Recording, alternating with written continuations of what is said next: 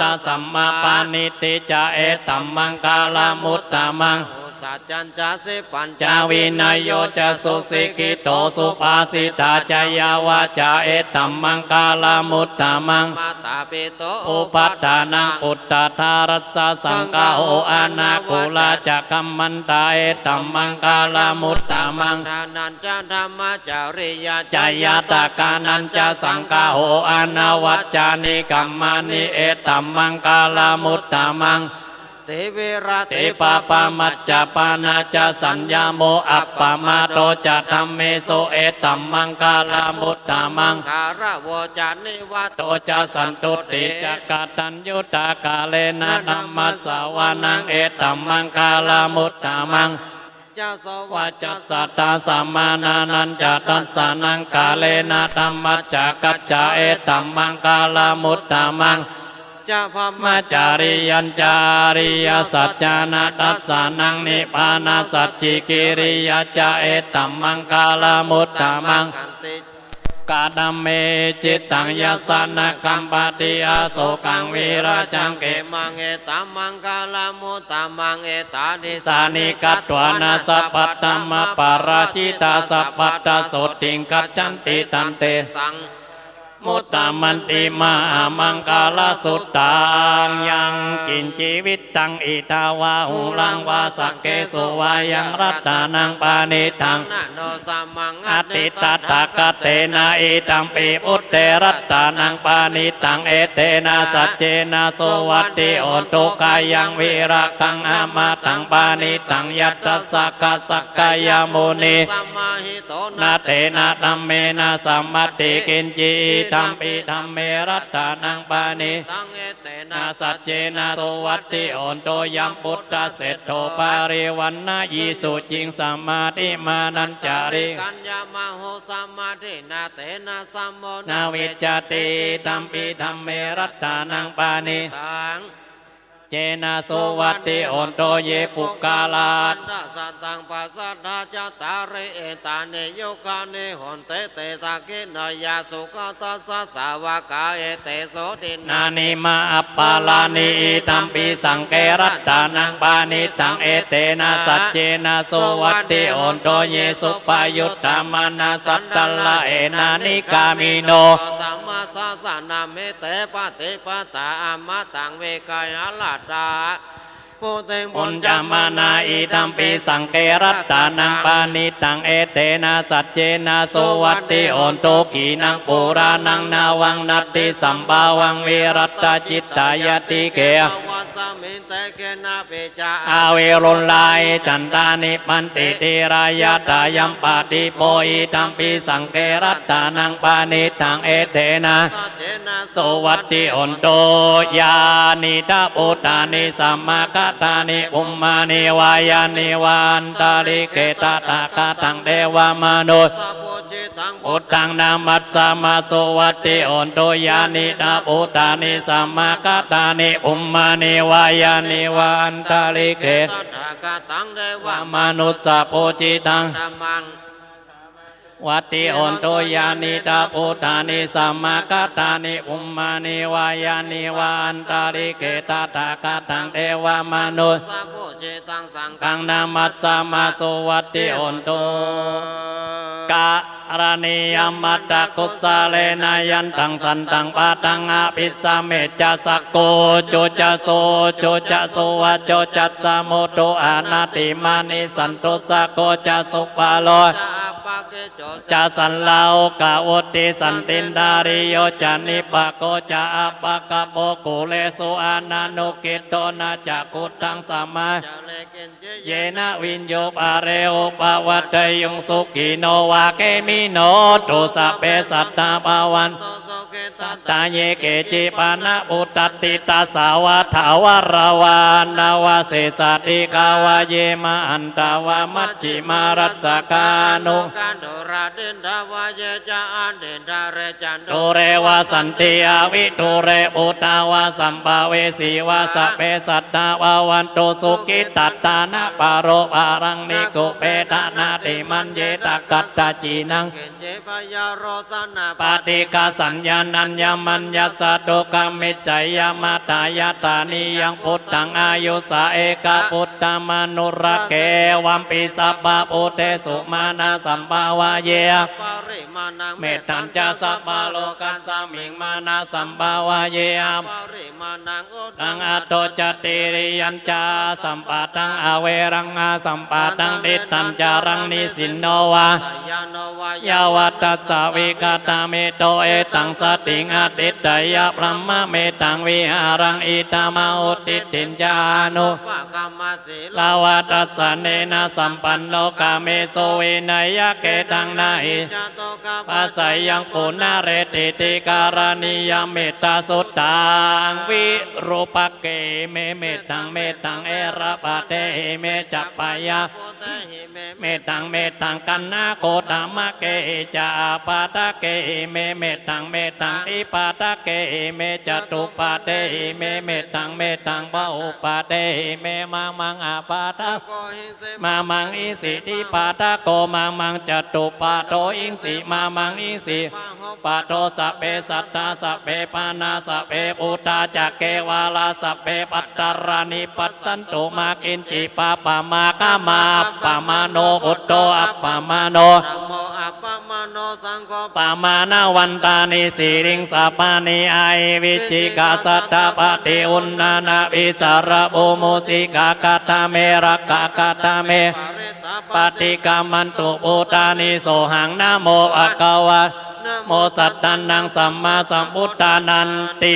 โอเทตยัญจักกุมาเอการาจาริสาวันโนปัตตาวิปปะโสตังตังนามา สามิหาริ ริสาวันนังปัตตาวิปปะสังกายัสสะกุตตาวิหาเรโมติวาสังเยพรหมนาเวสาโกสัพพะธัมเมเตเมนะโมเตจัมมังปาลายันตุนามัต โตโพธานัง นามัตตุโอติยานาโมวิมุตตานังนาโมวิมุตติยาอิมังโสปาริตตังกัตตัวโมโรจารติเอสนาเปตยัญจักกุมา เอกาลาจา อาริสาวันโนปัตตาวิปปะโสตังตังนามัสสามิอาริสาวันนังปัตตาวิปปะสังตายัสสะกุตตาวิหาเรโมรติงเยพรหมนาเวสะกุสัพพะธัมเม เตเมนะโมเตจัมมังปา ลายันตุนามัตตุอุตตานังนามัตตุโอติยานาโมวิมุต ทานังนะโม โมวิมุตติยาอิมังโสปาริตตังกัตตัวโมโร วัสสมะกัปปะเยเต อัตติโลเกศีลกุณโนสัจจังโสจยานุตตายเตนะสัจเจนะกามิสัจจกิริยามนุตตารังอาวัจจิตวธัมมะ ปาราสะ เตตวปุปปะเกจิเนสัจจะปาลามาวัสสายสัจจะ กิริยามะกัสสะหังสันติปะกะอาปะตานาสันติปะดาอวาจนามาตาปิตาจตเวทปฏิก กามสาสัจเจกเตมหังมาปัจจาริโตสิกิวัจเจสิโสรสการิสานิอุตตะกังปัตตวยตาสิกิ สัจเจนะเมสัมโมนา อิเอสามิสัจจะปารมีเตวิปัสสิสันนัมมัตตุจักกุมันตัสสะสิริมาโตสิกิสสะปินามัตตุสัพพะอุตานิว กัมเปโน เวสะอุสสานามัตตุนาตกัสสัตตปัสสิโนนามัตตุกะกุสันตัสสมารเสนปามัตติโนโกนะกัมมานัสสนามัตตุพระมานัสสาวุสิมาโตกัสสะปัสสนามัตโตวิปามุต สัพพะเดอังเกระ อัสสะสนามัตโตสักกายปุตตัสสะสิริมาโตโยอิมังดัมมะมะเตเสสิสัพพะทุกขาปานุตานังเยจาปินิพุตตาโลเกยตาภูตัง เมปัสสิสองเตจัน นาปิสุนามาอันตาวิตาสารตาหิเทวามนุสสานังยังนามัสสันติโกตามังวิจาจารณะสัมปันนังมาอันตังวิตาสารตังวิจาจารณะสัมปันนัง โพธังวันดา มาโกตามันตินัตติเมสารนังอันยังพุทโธเมสารนังวารังเอเตนะสัจจวัต เจนะโห โตเตจายังมังกาลังนัตติเมสารนังอันยังธรรมโมเมสารนังวารังเอเตนะสัจจวัตเจนะโอนโตเตจายัง มังการัง นัตติเมสารนังอันยังสังโฆเมสารนังวารังเอเตนะสัจจวัต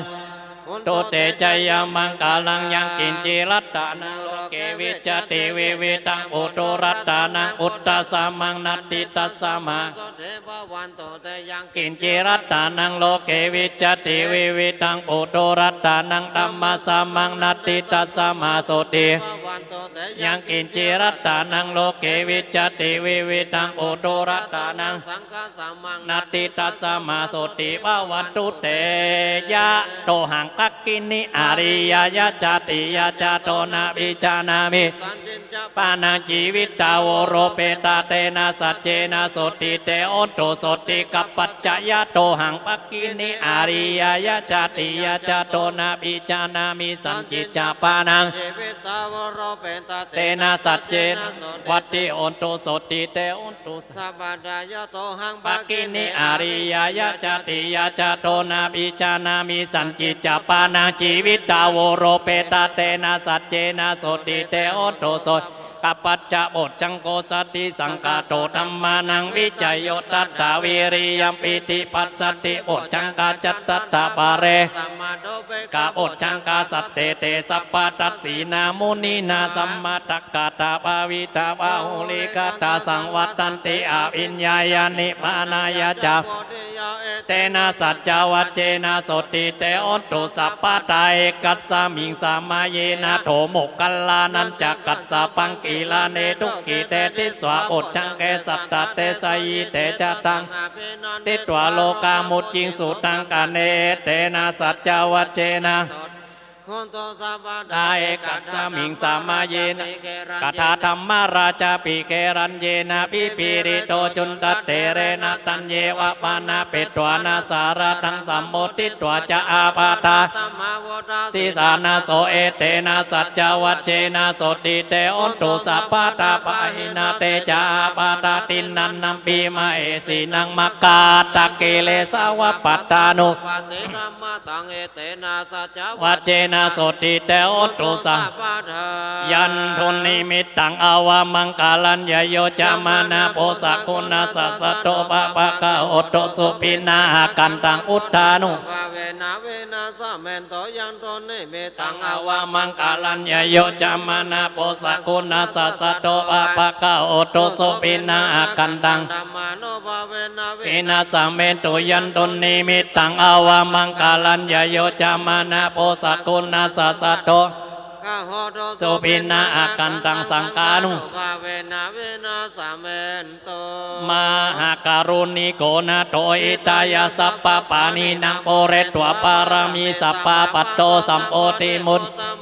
เตนะสัจจวัจเจนะโอตุเตจยามังกาลังจยันโตโอติยามูเลสักกายานังนันเดวัตวังตวงวิจัยโยอิจยาสุจยังมังกาเลอาปาราชิตาปันลังเกสีเสปัตตาวิปกาเลอาภิเสเกสัพพพุทธานังอักขปัตโตปะโมกาลังสุปปะตังโสติตังสุกาโนสุโมโหโตจะโสยิทังพระมาปาตกีนังกายกัมมังวาจากัมมังปาตกีนังมโนกัมมังปานิติเตปาตกีนานิกัตตวานาลปันตเตปาตกีเน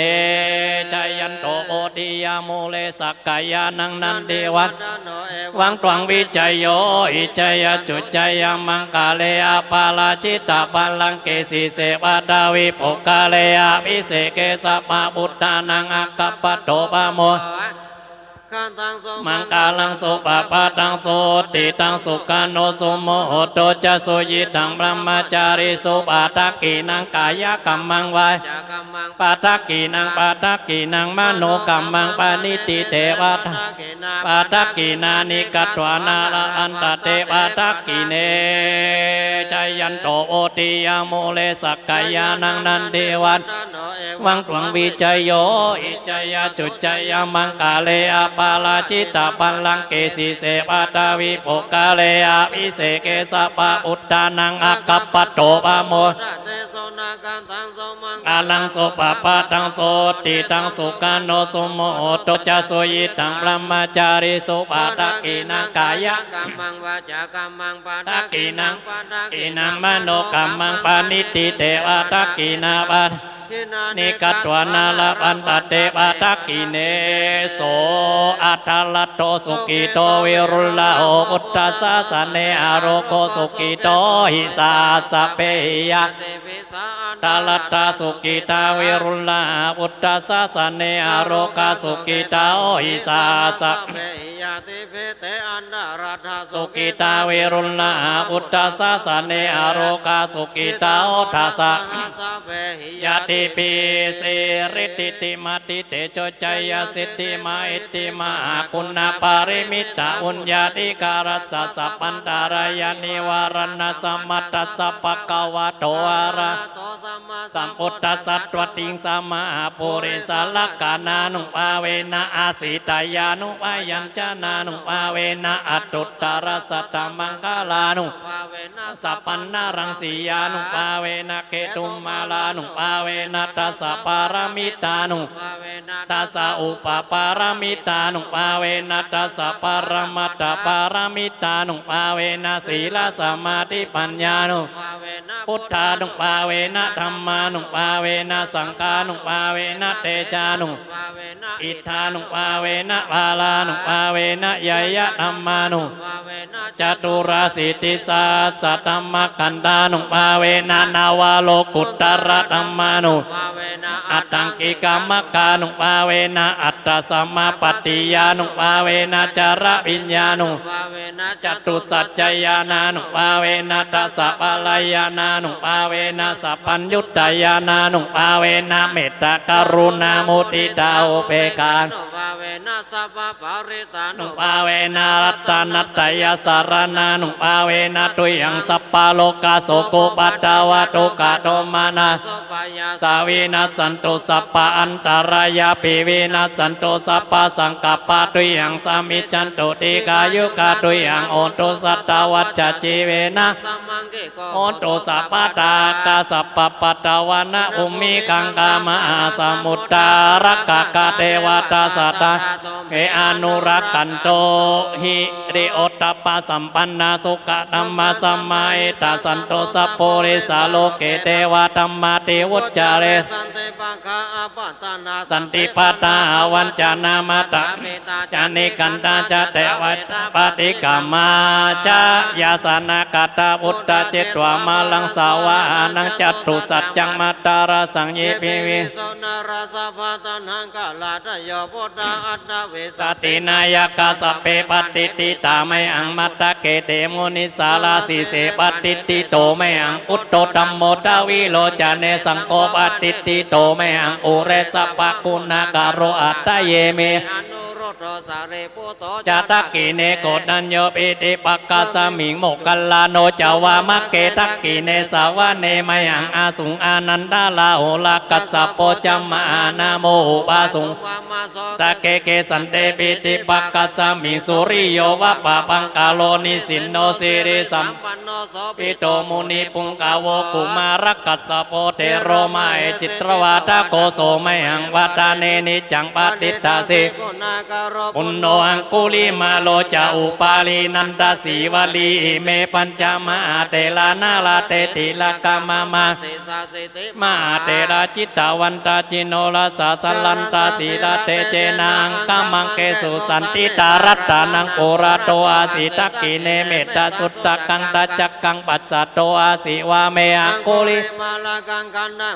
ปาริตัญจาตานาติยสุตตะกังอากาเสสตานังอาสิเสสะปะกาลสันติตาจินานาธัมมะปะกาลลังกะเทวะสัตโตเมสกัจเจนะสัมมาสัมพุทธปัญจเรจัตตาบายรัจจตุปัตตวาเสสาวินัยยันตุอนันตกุณาเตสะสาจินาปัญจารมันจัมมิวิอาลันตังมาเอตตาเลมังสะเปเตมะอาปุริสะสะปายโกสุระโกพุทธานุภาเวนะจิตตุปัตตโวธัมมานุภาเวนะจิตาริสังโฆสังฆานุภาเวนะจิตันตารายโยปาริโตติจยปัญจารปันนารสกตานิติอัตติอุณนัสสาวิจโยธัมโมโลเกอนุตตโรสัพพสัตตาเอตัตตายะตงตวังกันนาอิเทวเตปาริวัจเจระจัตตันเตอามานุส ว่าแก่ อายเกนะเกวิเศโอเตอากาลมาลาเนนะจัสสะปัสสมามาลานามุตโตตะเปตวกาลมาลิตังตัสเสวานุภาเวนะโอนตุเตโว สุเกสนา สุตตสีลังสัมมาตายะอัมมาสุจาริตังจาริตัสเสวานุภาเวนะโอนตุเตโวสุขิสัตตาจังปูจังดารานังวาจานังการุงบาเรสังอายุปาวัตติติสักกัตวะอุตตรัตตานังโอสาตังอุตตมังวารังอิตังเดวามนุสสานังกาวุปสัมเมตุเตสักกัตวะธัมมารัตตานังโอสาตังอุตตมังวารังปาริราอุปสัมมานังธัมมะเตเจนะสตินานัสสันตุปัตตาวาตุเตสักกัตวะสังการัตตานังโอสาตังอุตตมังวารังอาหุนายยังปาหุนายยังสังกเตเจนะสตินานัสสันตุปัตตาวาอุปสัมเมตุเตเอจัดจังเดวามนุสสานังกักูตังติติกังลาสังอัมลาวันนันเจวะสัพพะปายาติวินัสสันโตเอกทวิติจตุปัญจจะสัตตาตินังตัตตายาวะตุกาวินัสสันโตชีวิตานังตัตันตุเตชีวิตานังสุขังบาลังชีวิตานานุภาเวนะอุนตุเตโวสุขิสัตตาชีวิตานังจโยตัตตุ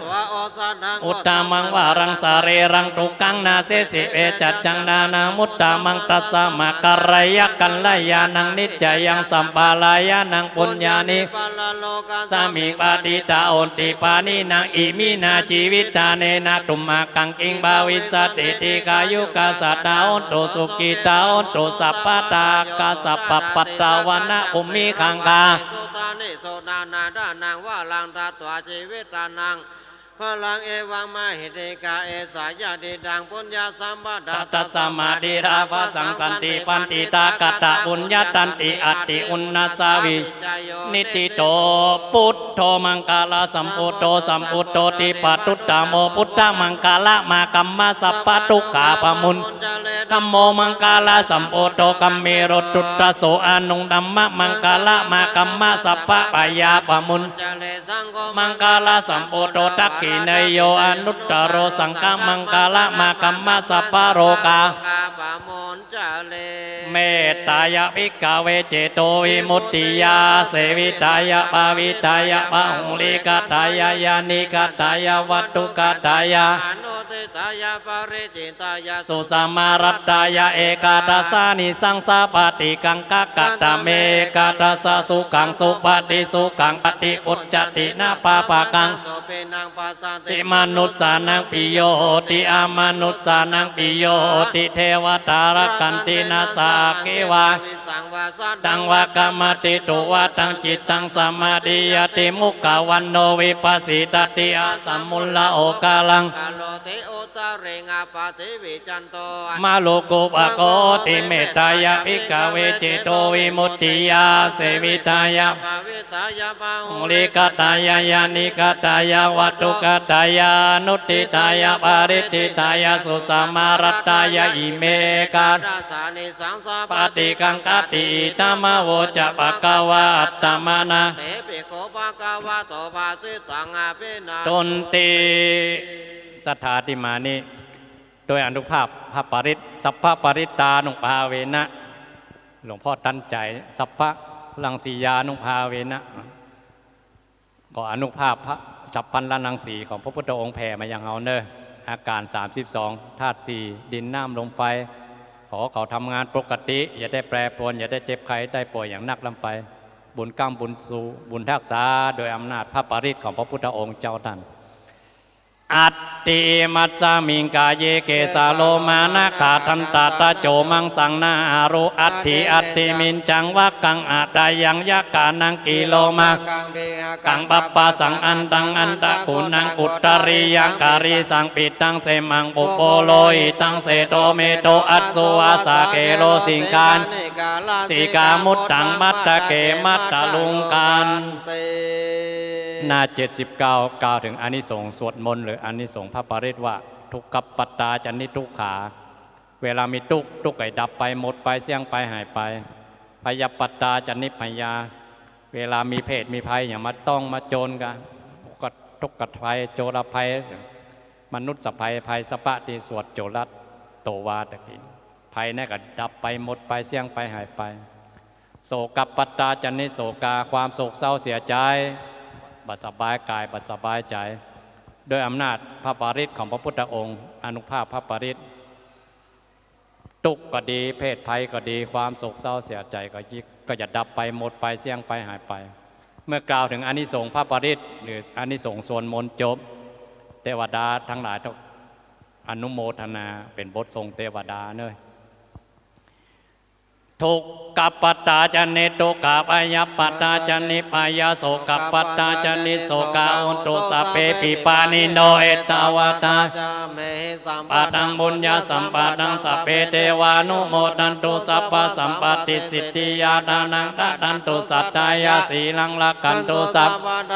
วานาวิรตาอุตุกัจจันตุเทวตากตาสัพเพพุทธาวาลปัตตาปเจ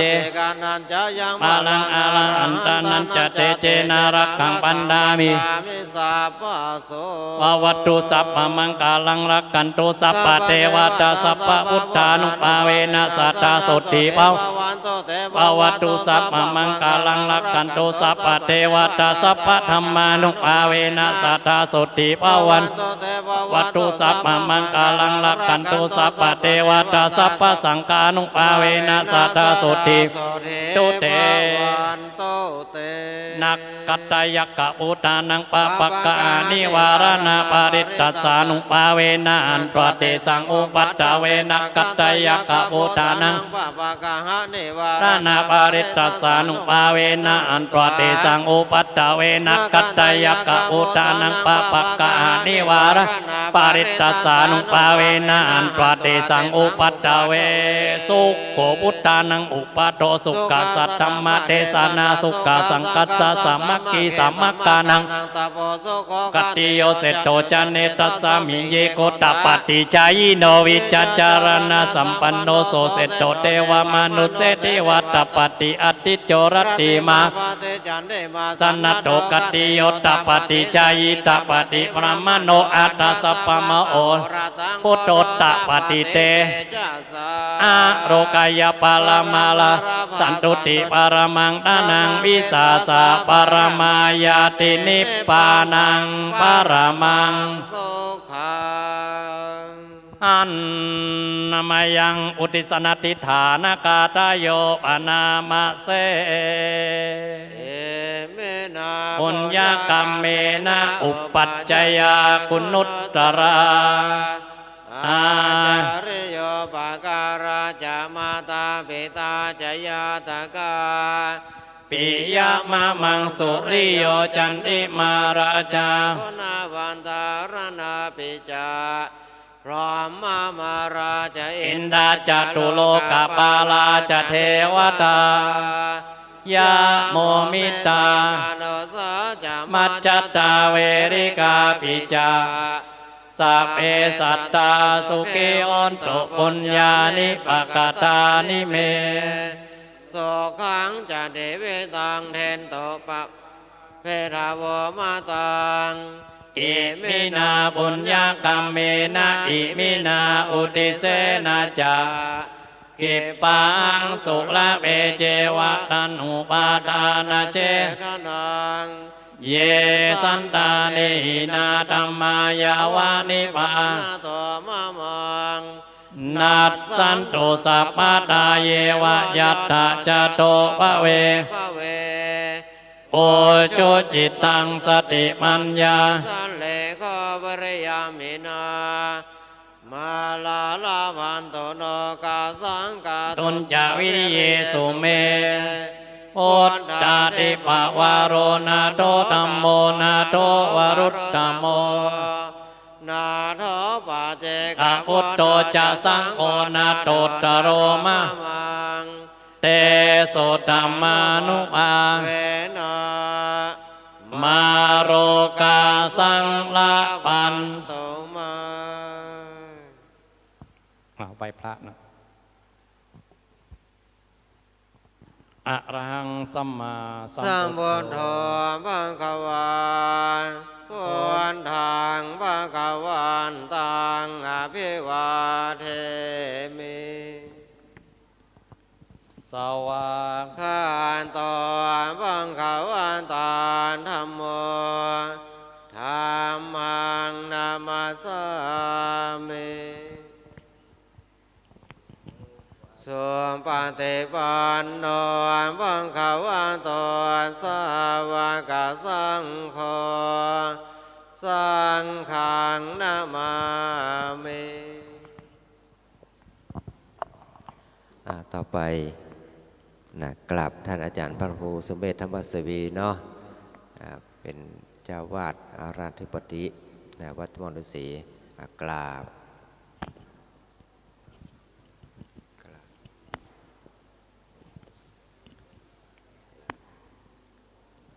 วันตาเนอวันตาเมพันเตสาวังอาปาลาทังคามันทาเมพันเตมยากาตังปุญญังสามินาโนโม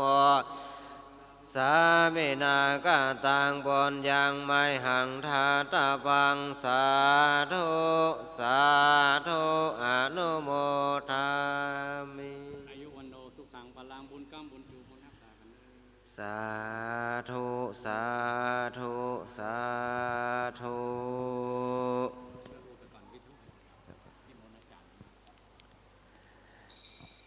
ครับการทำวัดเย็นไหว้พระสวดมนต์เจริญพุทธมนต์ฉลองกฐินสามัคคี300 วัดตะกี้ธรรมภาพก็ไปไปดูตรวจดูว่ามีตะใดกันแน่ตะกี้เห็นในป้ายมี296 วัดนะอาจารย์เนาะ296 วัดด้วยกันเป็นหน้ายินดีแล้วก็อนุโมทนากับเจ้าภาพกฐินสามัคคี300 วัดปีนี้ซึ่งนำโดยท่านนายกองค์การบริหารส่วนจังหวัดเชียงใหม่ท่านพิชัยเลิศพงษ์อดิศรเป็นประธานฝ่ายคฤหัสถ์ส่วนประธานฝ่ายพระสงฆ์ที่เป็นประธานโดยเจ้าประคุณสมเด็จพระมหาเถราจารย์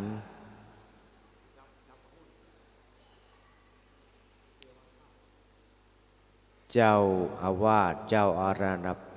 ารามาธิปติวัดพระเชตุพนวิมลมังคลารามหรือว่าวัดโพธาเตียนกรุงเทพซึ่งท่านได้โปรดมาเมตตากับพวกเราทั้งหลายนับว่าเป็นสิริมงคลกับวัดปากต่างสามัคคีวัดมณฑศรีเฮากับคณะสัตยาทั้งหลายปีนี้ถือว่าเป็นโอกาสพิเศษปกติแล้วที่เห็นอยู่ในป้ายบอกว่าเป็นปีที่10แล้วที่วัดมณฑศรีปากต่างสามัคคีเฮาเนี่ยได้เป็นเจ้าภาพเป็นเจ้าสถานที่ที่จัดกฐินที่ตกค้างที่ในจังหวัดเชียงใหม่เขาก็ดีจังหวัดใกล้เคียงก็ดีเนี่ยที่ว่าบ่ได้รับกฐินแต่ว่ามารับที่วัดปากต่างสามัคคีมณฑศรีเฮาเนี่ยเป็นปีที่10แล้ว ถือว่าเป็นบุญเป็นกุศลอันยิ่งใหญ่เป็นบุญอันใหญ่หลวงที่หมู่เฮาเนี่ยได้ต้อนรับพระสังฆาธิการพระภิกษุสมณเณรในวัดในจังหวัดเชียงใหม่ทุกปีเนี่ยมีประมาณ100 กว่าวัดแต่ปีนี้เนี่ยเป็นปีพิเศษ300 กว่าวัดด้วยกันแล้วเกือบ300ไปถึง300ก็ข้ามน้อยๆถ้ารวมตึงวัดมอญฤาษีเฮาเป็น200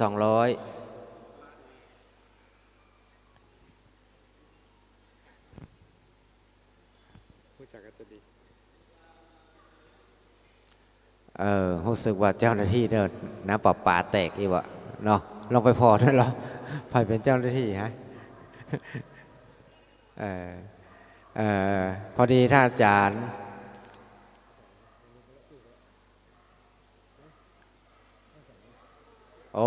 อาจารย์วสันต์อันนี้เป็นลูกศิษย์มอญฤาษีเนาะอาจารย์วสันต์ตอนนี้ไปอยู่ไม่วางเนาะไปอยู่ไม่วางเป็นลูกศิษย์ท่านอาจารย์ปัณฑิตพระครูสุเมธธรรมเสวีนี่ละถือว่าเป็นศิษย์พี่ศิษย์น้องกันเป็นศิษย์พี่ศิษย์น้องกับอาตมาภาพนี่เพิ่งเจอกันปีที่แล้วเนาะปีที่แล้ว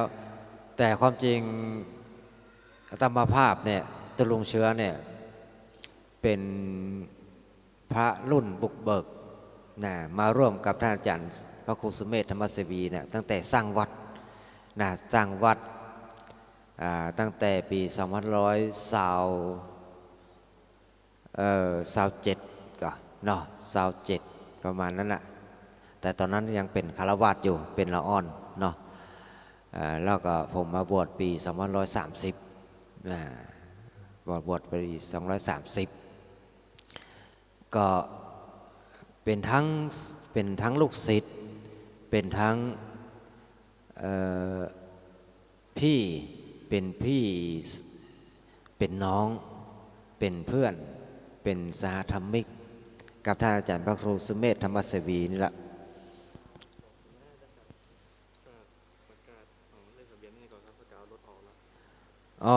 ประชาสัมพันธ์รถหมายเลขทะเบียนพอพึ่งต่อเต่า9307เจียงใหม่ยี่ห้ออย่างไม่ได้มันขวางเนาะพอพึ่งต่อเต่า9307เจียงใหม่รถกระบะพอดีได้ไปจอดขวางอยู่ตั้งน่าจะเป็นอยู่ตั้งหลังเนาะขวางรถเพิ่นจะออกกลับบ้านกลับจะอารามนะครับโตตังในเพิ่นออกบ่ได้ฉะนั้นก็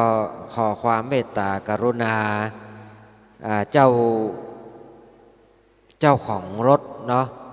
พอพึ่งต่อเต่า9307ไม่ใช่บอกเลขหวยเลยนะ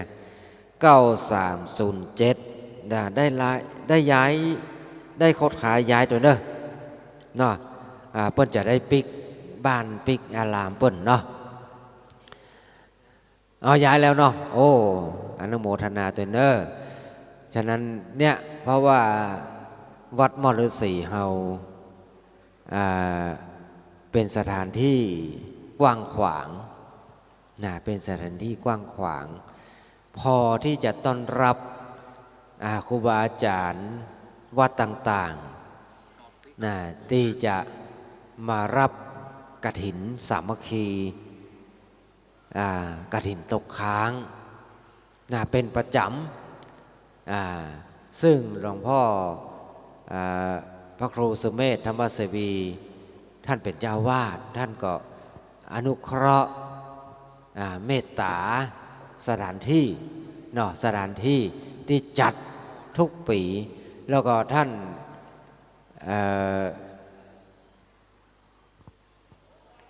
นายกองค์การบริหารส่วนจังหวัดเชียงใหม่ ปิ้นก็เป็นลูกศิษย์ลูกหาของท่านอาจารย์พระครูสุเมธตัวแล้วก็เป็น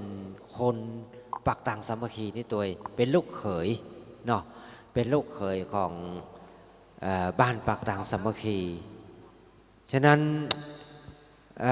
ท่านก็มีความศรัทธา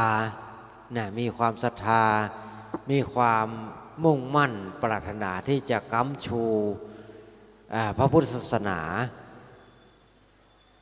ส่งเสริมวัดวาอารามให้มีความเจริญรุ่งเรืองเป็นที่เปิ้งที่อาศัยเป็นที่เปิ้งพาเป็นที่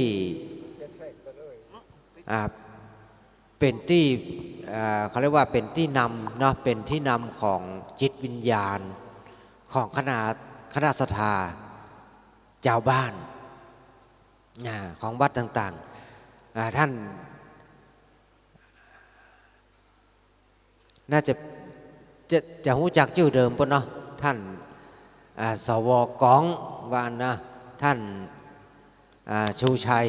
เลิศพงศ์อดิศรรู้สึกว่าเป็นท่านครับผมก็ขออนุญาตขอสุมาแต่เนี่ยขออนุญาตแทรกหน่อยหนึ่งนะครับในจุดประชาสัมพันธ์ก็จำเป็นนะครับจำเป็นจะต้องประชาสัมพันธ์ในตรงนี้ท่านเชื้อผมบรรลบเนอตรงนี้น้อยหนึ่งนะจากทางผู้หลวงฝากประชาสัมพันธ์มาตรงนี้น้อยหนึ่งนะครับประชาสัมพันธ์ไปถึงรถเจ้าของรถทุกคันที่จอดลานนะคือตรงนี้นะครับเรามีความจำเป็นจะต้องจัดระเบียบให้น้อยหนึ่งแต่ในช่วงคืนนี้นะครับก็เป็นไปตามธรรมชาติที่ท่านอาจจะเป็นคณะศรัทธาผู้ติดตามกาเนาะเอาของอัฐบริขารอย่างต่างๆนะมาลงเพื่อมาเตรียมกับกฐินแต่ละวัดตัวบัจเจ้าเราจะเข้มงวดอย่างล้ำเหลือแต่เป็นลักษณะขอความร่วมมือนะขอความร่วมมือกับรถทุกคันที่จอดลานวัดเฉพาะเมื่อคืนนี้นะครับก็เราเป็นเชิงอนุโลมให้จอดไปตรงแถวๆนั้นก่อนกรณีคืนนี้จะได้ก็ขยับขยายตัวนะเพราะจะมีรถต่อเนื่องมาแถมรถคันที่1ที่2ที่3ติดตามมาเราเอาจากประสบการณ์ที่ผ่านมาปีก่อนๆมันละวุ่นละวือกันขนาดเลยสำหรับรถลาที่ผู้ที่ตามกาเนาะคณะศรัทธาผู้ที่ตามมากาป้ออาจารย์กาหรือแต่ละวัดละวาเพิ่นจำเป็นมาแต่คณะกรรมการเฮาเหมือนไปเข้มงวดถ้าเฮาบ่เข้มงวดก็เหมือนไประเบียบอย่างล้ำเหลือแต่ตรงนี้ก็ขอทำความเข้าใจกับพ่อแม่พี่น้องเจ้าของรถทุกคันขอความร่วมมือกันท่านเอาอัฐบริการอย่างลงแล้วก็ท่านขยับขยายรถกรรมเนาะขยับขยายรถก่อนวันพรุ่งนี้ลานตรงนี้นะครับตรงหน้าวัดเราจะขอห้ามรถเราจะมีรถจุดที่1รถของ VIP หมายถึงรถคณะผู้ติดตามคณะเจ้าภาพกาที่เราจดอำนวยที่เราเตรียมอำนวยความสะดวกโดยจะมีชลบเราจะมีชุดชลบอำนวยความสะดวกมีพ่อหลวงมีผู้ช่วยคณะกรรมการวัดเฮานะครับที่จะคอยอำนวยความสะดวกนะครับไม่ใช่ว่าจะมาเข้มงวดอย่างล้ำเหลือคือพื้นที่บริเวณตรงนั้นนะครับเฮาขอจัดเป็นระเบียบให้น้อยนึงนะครับสำหรับพี่น้องที่ตามมาก็ดีขอความร่วมมือตัวถ้าเฮาเฮาบอกอย่างไปก็ขอความร่วมมือเนาะรถติดตามมาก็ท่านก็เอาอัฐบริการอย่างลงแล้วก็เฮามีสถานที่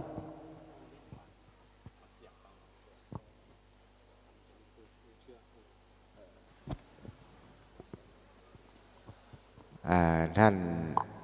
ปวลบนะประชาสัมพันธ์บอกกล่าวกับคณะสัทธาที่เดินทางมากับพระคุณเจ้าเนาะพระคุณเจ้าที่เดินทางมาตกแต่งดาต้นเงินนะครับต้นเงินเสร็จเรียบร้อยแล้วรถก็ดีหรือว่า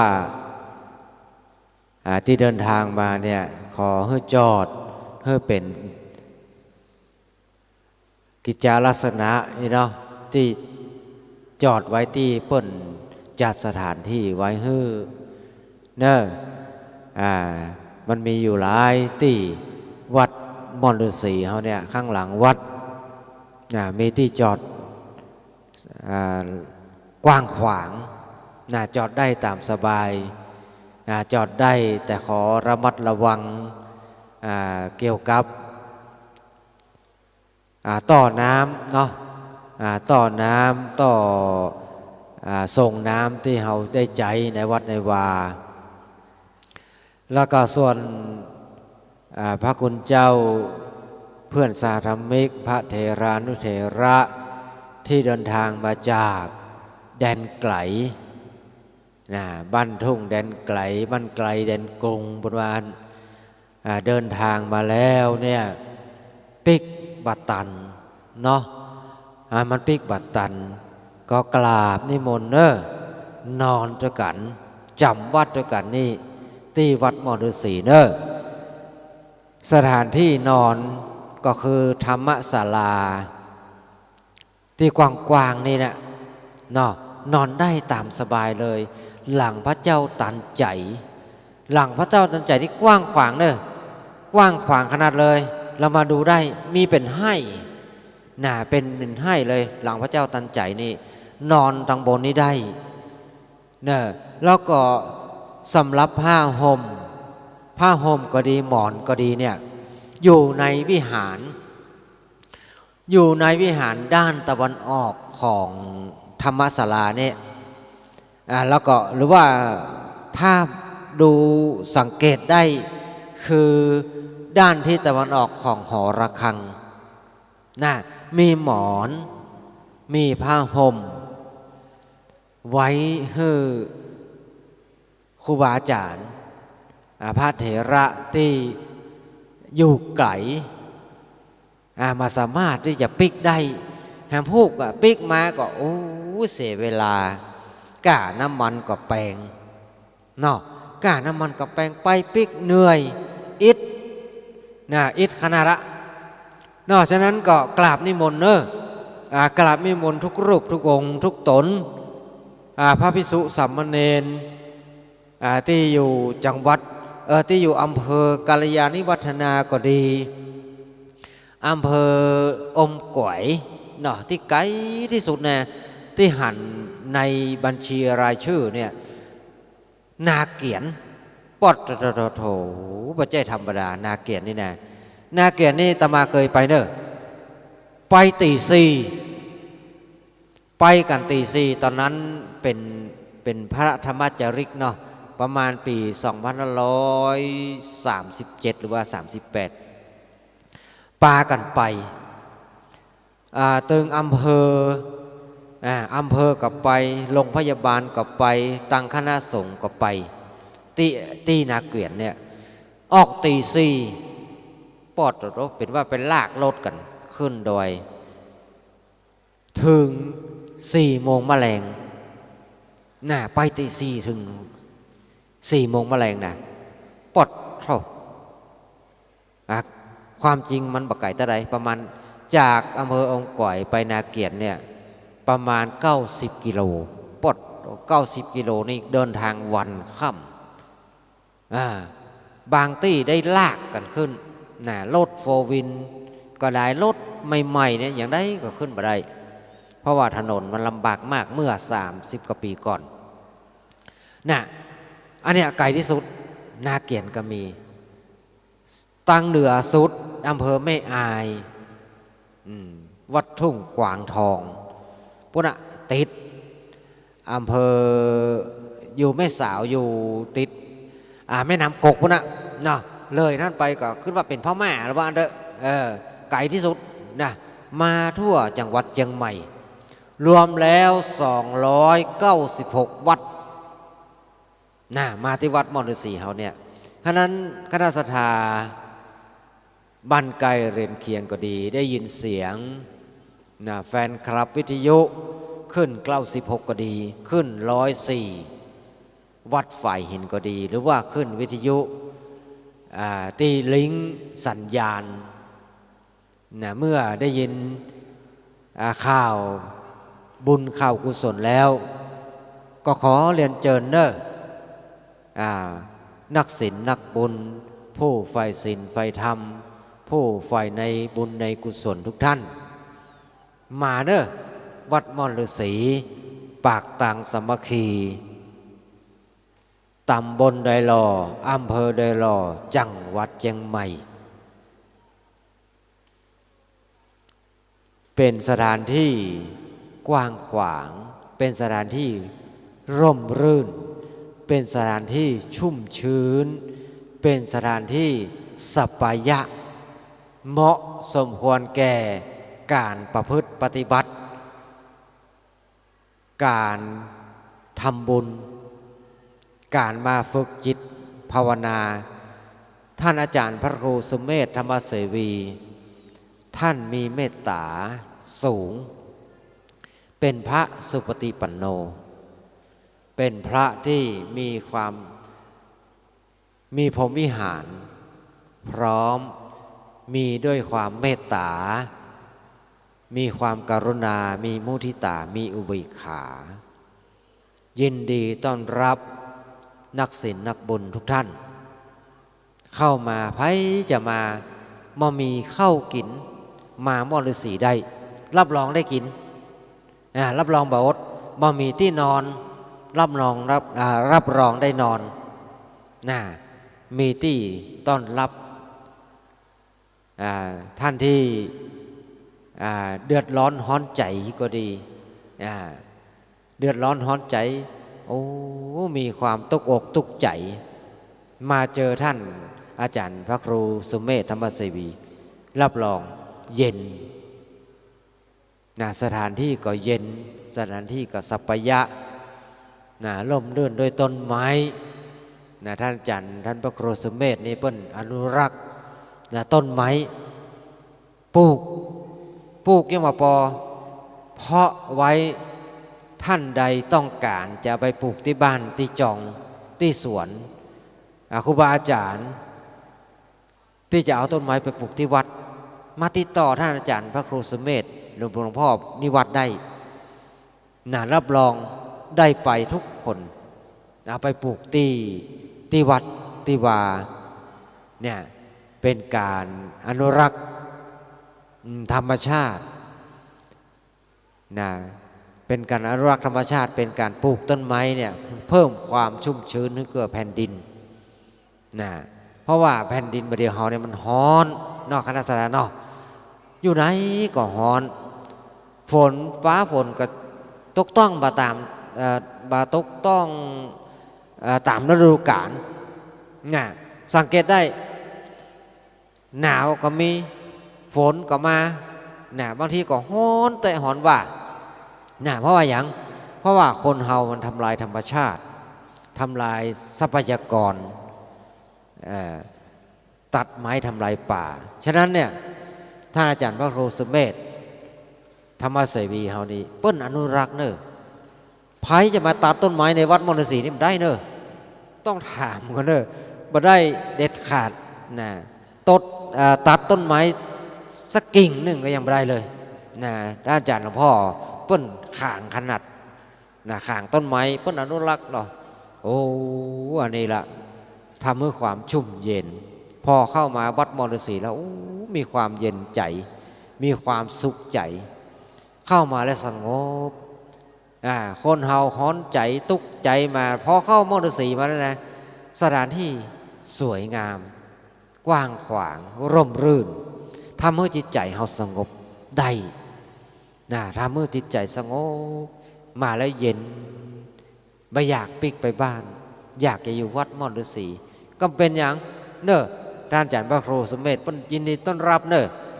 ทุกคนทุกท่านใครจะมาบวชเป็นแม่ชีก็ได้ จะมาเป็นตุ๊เจ้าก็ได้ ยินดีต้อนรับเป็นการสืบทอดพระพุทธศาสนามาประพฤติปฏิบัติตามคำสั่งสอนขององค์สมเด็จพระสัมมาสัมพุทธเจ้าเรื่องเฮาถึงสวดหรอกรรมฐานเนี่ยพุทโธเมนาโถพระพุทธเจ้าเป็นที่ปึ้งเป็นที่ระลึกของเราธัมโมเมนาโถพระธรรมเป็นที่ปึ้งที่ระลึกของเราสังโฆเมนาโถพระสงฆ์เป็นที่ปึ้งที่ระลึกของเฮาทั้งหลายบ่มีอะหยังจะเป็นที่ปึ้งเฮาได้นอกจากพระแก้วเจ้าทั้ง3ประการคือพระพุทธพระธรรมพระสงฆ์ต่ออันบ่มีอะหยังที่จะติดตามตัวเฮาไปได้ในชาติหน้าเฮาเกิดมาเนี่ยมีแค่ตัวเปล่าเมื่อเจ้ามาก็มาตัวเปล่าเมื่อเจ้าไปก็ไปตัวเปล่าจะมีอะหยังที่จะติดตัวเฮาไปนอกจากบุญกุศลนอกจากความดีนอกจากศีลจากธรรมที่จะเป็นปาเถยยะเป็นเสบียงเป็นข้าวห่อแต่จิติดตามตัวเฮาไปทุกภพทุกชาติบุญกุศลต้านความดีต้านที่จะติดตามตัวเฮาไปอย่างอื่นบ่สามารถจะติดตามตัวเฮาไปสักอย่างมาว่าเสื้อผ้า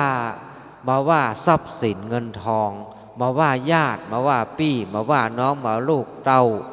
ทุกสิ่งทุกอย่างเฮาบ่สามารถนำตัวติดตัวเฮาไปได้แต่ที่จะติดตามตัวเฮาไปได้มันมีบุญหนึ่งบุญกุศล2บาปก็ติดได้เฮาพอดีกับบาปก็ตัวไปเหมือนกันถ้าความดีบุญก็ติดตัวเฮาไปอันเนี้ยที่จะติดตามเฮาไปได้แค่นั้นอย่างอื่นบ่สามารถจะติดตามตัวเฮาไปได้สักอย่างเมื่อเจ้ามาอะไรมาด้วยเจ้าจะเอาแต่ความสุขสนุกสนานเมื่อเจ้ามาตัวเปล่าและเจ้าจะเอาอะไรเจ้าก็ไปตัวเปล่าเหมือนเจ้ามาอันพึกษกปคาสอนอีกกุญชรอันปลดปลงโททนเสน่งคงสำคัญหมายในกายมีนรชาติติวังวายมารายสิ้นทั้งอินทรีย์สดิดทั่วแต่ชั่วดีประดับไว้ในโลกาอันนี้เป็นภาษาไทยถ้าเป็นภาษาเมืองว่าอันงัวควายตายแล้วเหลือหนังเนี่ยกระดูกกระยังเอาใจกันได้มนุษย์เขาตายบ่มีหยังเพราะว่าอันวัวควายตายแล้วเนี่ยหนังกระดูกก็ยังเอาใจกันได้เนี่ยสุดแต่ดุมอย่างก็ปนว่าอย่างก็ใส่พุงอันยังก็กินได้มนุษย์เขาตายสหายพี่น้องไผมาห่วงข้องอะไรสุดแต่ดูกพวกก็เอาไปขว้างตุ่มไก่กลัวจักเป็นภัยเป็นผีหลอกบ้านมาไว้เหรอกระดูกนี่เขาไว้กลัวว่าไว้ไว้บ้านกลัวโดนหลอกเอาไปจิเอาไปต่ำเป็นบอกไฟจิขึ้นบนฟ้าวันนั้นตึ้มหายแซบเหลือสักอย่างถ้าทางใต้นี่เพื่อไปลอยน้ำทะเลนะลอยอังคารทางใต้เพื่อไปลอยทะเลมีไผเก็บไว้สักคนน่ะแต่ว่ากระดูกที่คนบูชาเนี่ยกระดูกที่คนเก็บไว้เนี่ยเป็นกระดูกของพระอริยะเจ้าเนี่ยเป็นพระอรหันต์นะกระดูกพระอรหันต์นี่เป็นพระธาตุเนี่ยคณสถาคนเก็บไว้เป็นบูชาเนี่ยพระบรมสารีริกธาตุขององค์สมเด็จพระสัมมาสัมพุทธเจ้าก็ดีเนี่ยเป็นสิริมงคลเขาเอาเก็บไว้บูชาเนี่ย กระดูกของพระอรหันต์ก็ดีเนี่ยเปิ้นเมื่อท่านอุปราชเปิ้นห้องนิพพานนี่เนาะเปิ้นห้องว่านิพพานแล้วเนี่ยพระอรหันต์ทั้งหลายนิพพานไปแล้วมารู้กี่หมื่นกี่แสนรูปมารู้กี่แสนกี่หมื่นองค์เมื่อท่านนิพพานไปแล้วหรือว่าท่านมรณภาพไปเนี่ย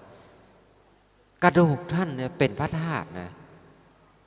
เป็นแก้วกระดูกนี่กลายเป็นแก้วเลยน่ะใสเป็นพระธาตุอันนี้คนมาเคารพบูชาแล้วกระดูกเฮาเหรอกระดูกของเฮาทั้งหลายเหรอพายาไปบูชาพ่องนอกจากลูกหลานท่านน่ะจะเก็บไว้นะเก็บไว้เป็นที่บูชาที่ระลึกถึงนึกถึงว่าพ่อแม่ที่เคยมีบุญคุณลูกเต้าหลานเด่นทั้งหลายก็มีความกตัญญูกตเวทีระลึกนึกถึงคุณของพ่อของแม่ที่เคยเลี้ยงดูเคยสร้างทรัพย์สินสมบัติไว้หมู่เฮาได้สืบทอดทรัพย์สมบัติของท่านฉะนั้นหมู่เฮาทั้งหลายเนี่ยถือว่า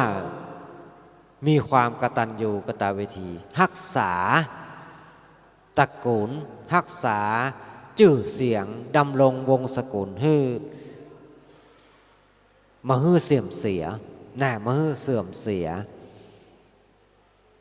เป็นที่เชิดชูเป็นที่สรรเสริญหมู่ยังหมู่เฮาทั้งหลายเนี่ยที่มาทำบุญเนี่ยอย่างวันนี้แม่ป้อเทาป้อเทาแม่สายพินวังใหม่เปิ้นก็สืบทอดพุทธศาสนามาสนับสนุนมากำจูพุทธศาสนามาทอดกฐินเป็นเก้าเป็นกันแล้วก็จักจวนหมู่เฮาทั้งหลายทำความดีเนี่ยบุญกุศลพวกเนี้ยมันจะติดตามตัวเขาไปอย่างแต่เจ้าเนี่ยท่านอาจารย์พระครูปรัตทินวัฒน์พูดว่าทอดกฐินเนี่ยมันมีอย่างตาลแค่เอาหน่วยหวายไปตาลตัวเวลานายตุ๊กตาตายไปตกนรกตกนรกแต่ว่าเวลาโยมพิบาลโยนเข้าไปในกระทะทองแดงปรากฏว่ามีหน่วยหวายมากำไว้ไฟในนรกมาสามารถจะทำร้ายนายตุ๊กตานี้ได้เลยโยนทั้งหลายเตื้อก็ยังกำขึ้นมาเนี่ยเป็นเพราะอย่างสืบไปสืบมาเป็นว่าโอ้นายตุ๊กตาคนนี้ได้ร่วมทำบุญได้ร่วมทำบุญกฐินได้ร่วมทำบุญกฐินบุญกฐินนั้นได้กำจูมาให้ได้ตกนรกไฟนรกนี้มันสามารถจะทำร้ายได้กลับกลายว่าส่งไปอยู่สวรรค์ชั้นฟ้าบนคณะสถาพอดูแล้วนั่นคณะสถาเนี่ยเฮาเนี่ยมีทั้งกำลังกายมีทั้งกำลังใจมาช่วยกันมาช่วยกันทำบุญเนี่ยคน10 บาท20 บาทใจกำลังกายกำลังใจตัวถึงมามีจตุปัจจัยช่วยงานยกมือ10 นิ้วสาธุได้บุญเหมือนกันเพราะว่าบุญกิริยาวัตถุมีทั้ง10 ประการ10 ประการด้วยกันเป็นบุญทั้งนั้นเลยเป็นบุญทั้งนั้นเลยใจเป็นบุญทั้งนั้นช่วยการช่วยงานก็เป็นบุญอนุโมทนาบุญอนุโมทนาเพิ่นทำบุญได้ดีก็อนุโมทนาบุญที่เพิ่นช่วยเพิ่นบอกว่าตะใดก็ได้10 บาท20 บาทบาท2 บาทได้บุญทั้งนั้นเลยวันนี้ท่านอาจารย์ท่านพระครูสุเมธยิ้มวันนี้เบิกบานใจเบิกบานใจเนาะวันนี้ยิ้มตลอดทั้งวันยิ้มตลอดทั้งวันเพราะว่าอิ่มบุญ2 ต่อท่านอาจารย์พระครูสุเมธวันนี้บุญกฐินของวัดมณฑลศรีเนาะแห่งผู้เป็นบุญใหญ่แหมบุญใหญ่ที่ได้ต้อนรับค รูบาอาจารย์วัดวาอารามต่างๆ200กว่าวัดเกือบ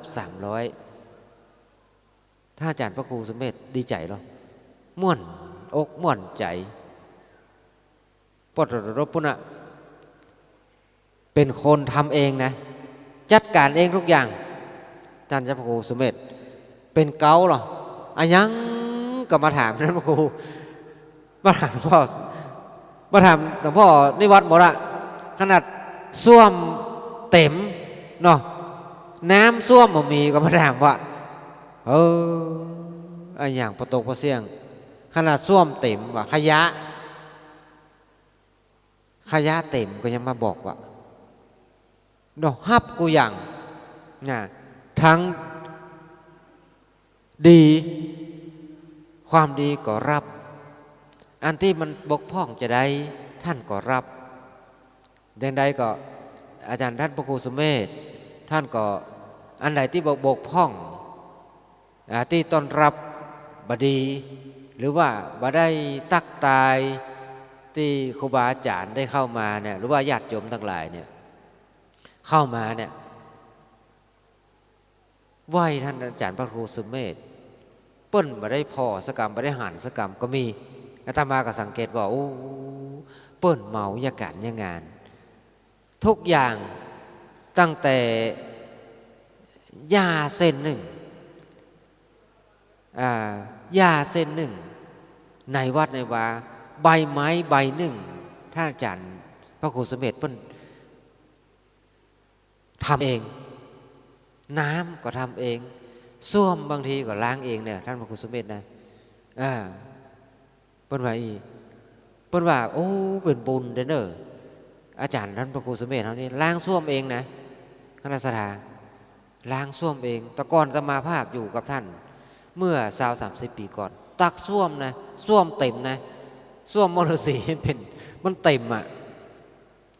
ถ้าอาจารย์พระครูสุเมธจวนอาตมาภาพเนี่ยช่วยกันตักเอาไปใส่อย่างใส่ต้นมะม่วงใส่ต้นไม้หมดเนี่ยตีมันเขียวหุ่มเนี่ยปอดเนี่ยทำเองน่ะทุกสิ่งทุกอย่างเนี่ยเปื่อนเหมือนถ้าอาจารย์พระครูสุเมธนี่เหมือนอย่างก็เพื่อท้องว่าปิดทองหลังพระเนาะปิดทองหลังพระน่ะที่งานการที่จะสำเร็จรุ่งเรืองไปได้ด้วยดีเนี่ยเป็นเพราะความเมตตาของท่านอาจารย์พระครูหลวงพ่อนิวัฒน์ทั้งนั้นน่ะถ้าอันงานเฮานี่เกิดมาได้วัดวาอารามม่อนฤาษีที่มาโด่งดังมามีชื่อเสียงจนถึงปัจจุบันนี้จัดงานปริวาสให้พระภิกษุสงฆ์องค์สามเณรให้ภิกษุสงฆ์มาชำระศีลให้บริสุทธิ์มาลดทิฏฐิมานะมาชำระศีลให้บริสุทธิ์ในงานปริวาสกรรมเนี่ยเป็นปีที่31กับอาจารย์ครับเนาะท่านอาจารย์พระครูปีนี้ปี30ปริวาสเฮานี่ปีนี้ปี34แล้วเนาะ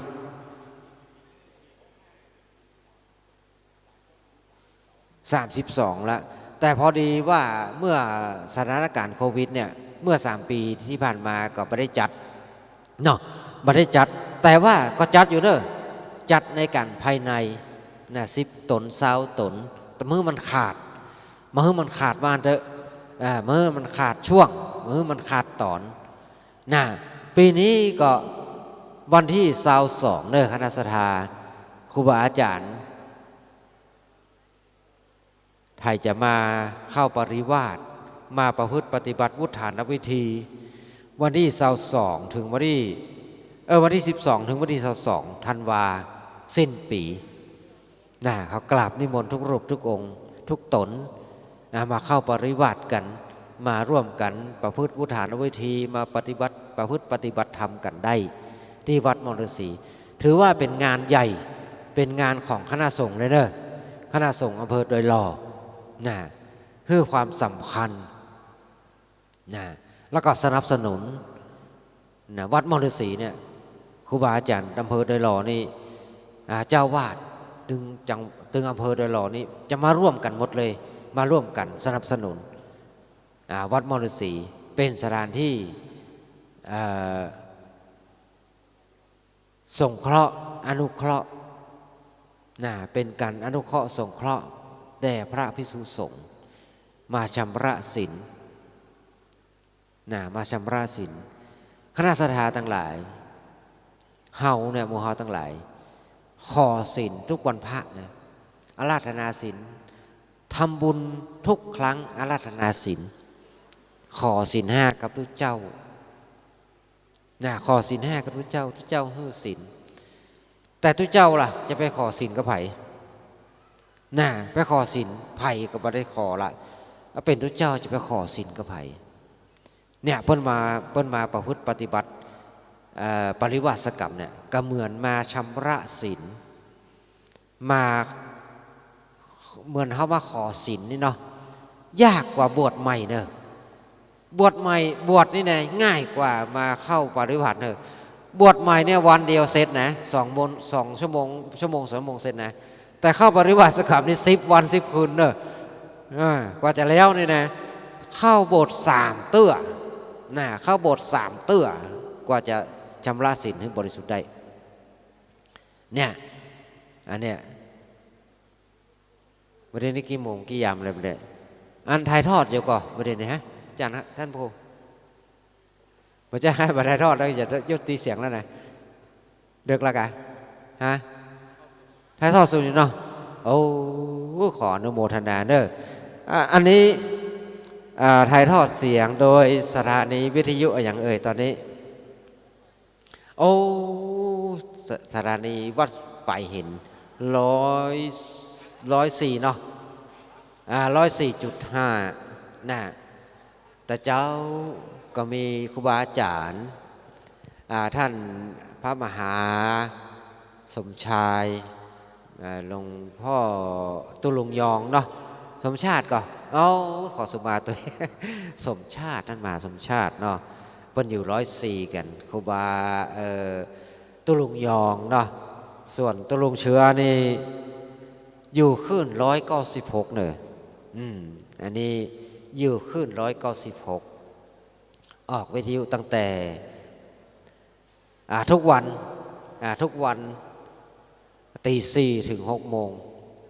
แต่ว่าถ้าออกคนเดียวนี่วันเสาร์วันติดวันเสาร์วันติดตัวลุงเชื้อนี่ออกสถานีวิทยุขึ้น96ออกรายการแล้วก็ฟังได้ฟังได้นะก็หลวงว่าใด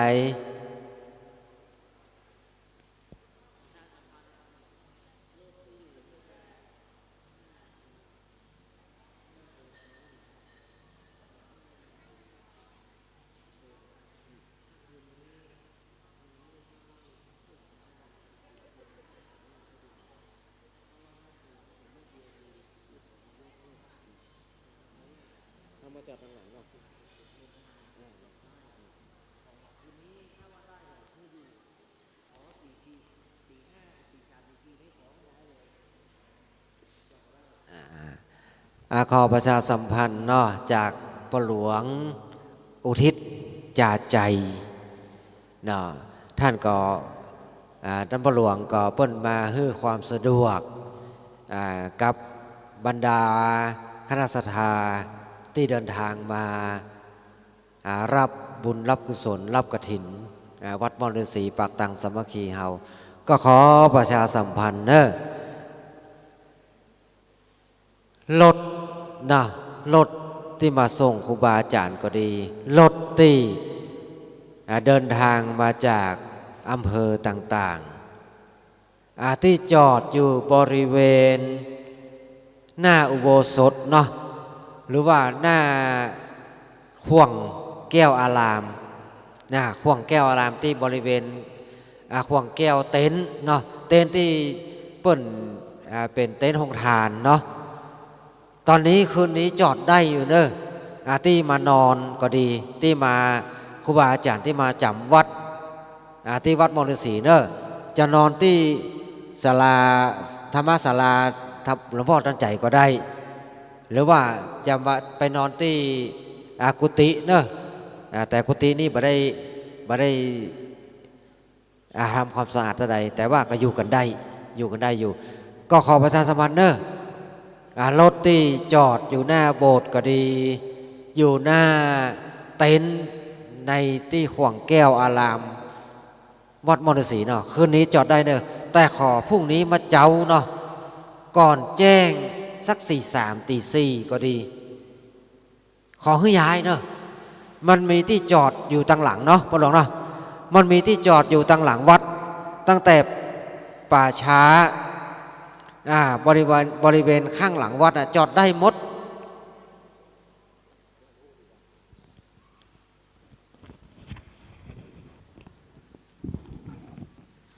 ครับกับไหว้สาท่านพระครูสมเด็จธรรมสวีพระสงฆ์ทุกองค์ทุกรูปนะครับที่มาในงานกฐินตกค้างในค่ำคืนนี้ครับก็ขอแจ้งนะครับเพื่อความเข้าใจกันนะครับเนาะก็งานวัดนี้งานวัดม่อนฤาษีครั้งนี้นะครับ300หัววัดนั้นก็เป็นงานใหญ่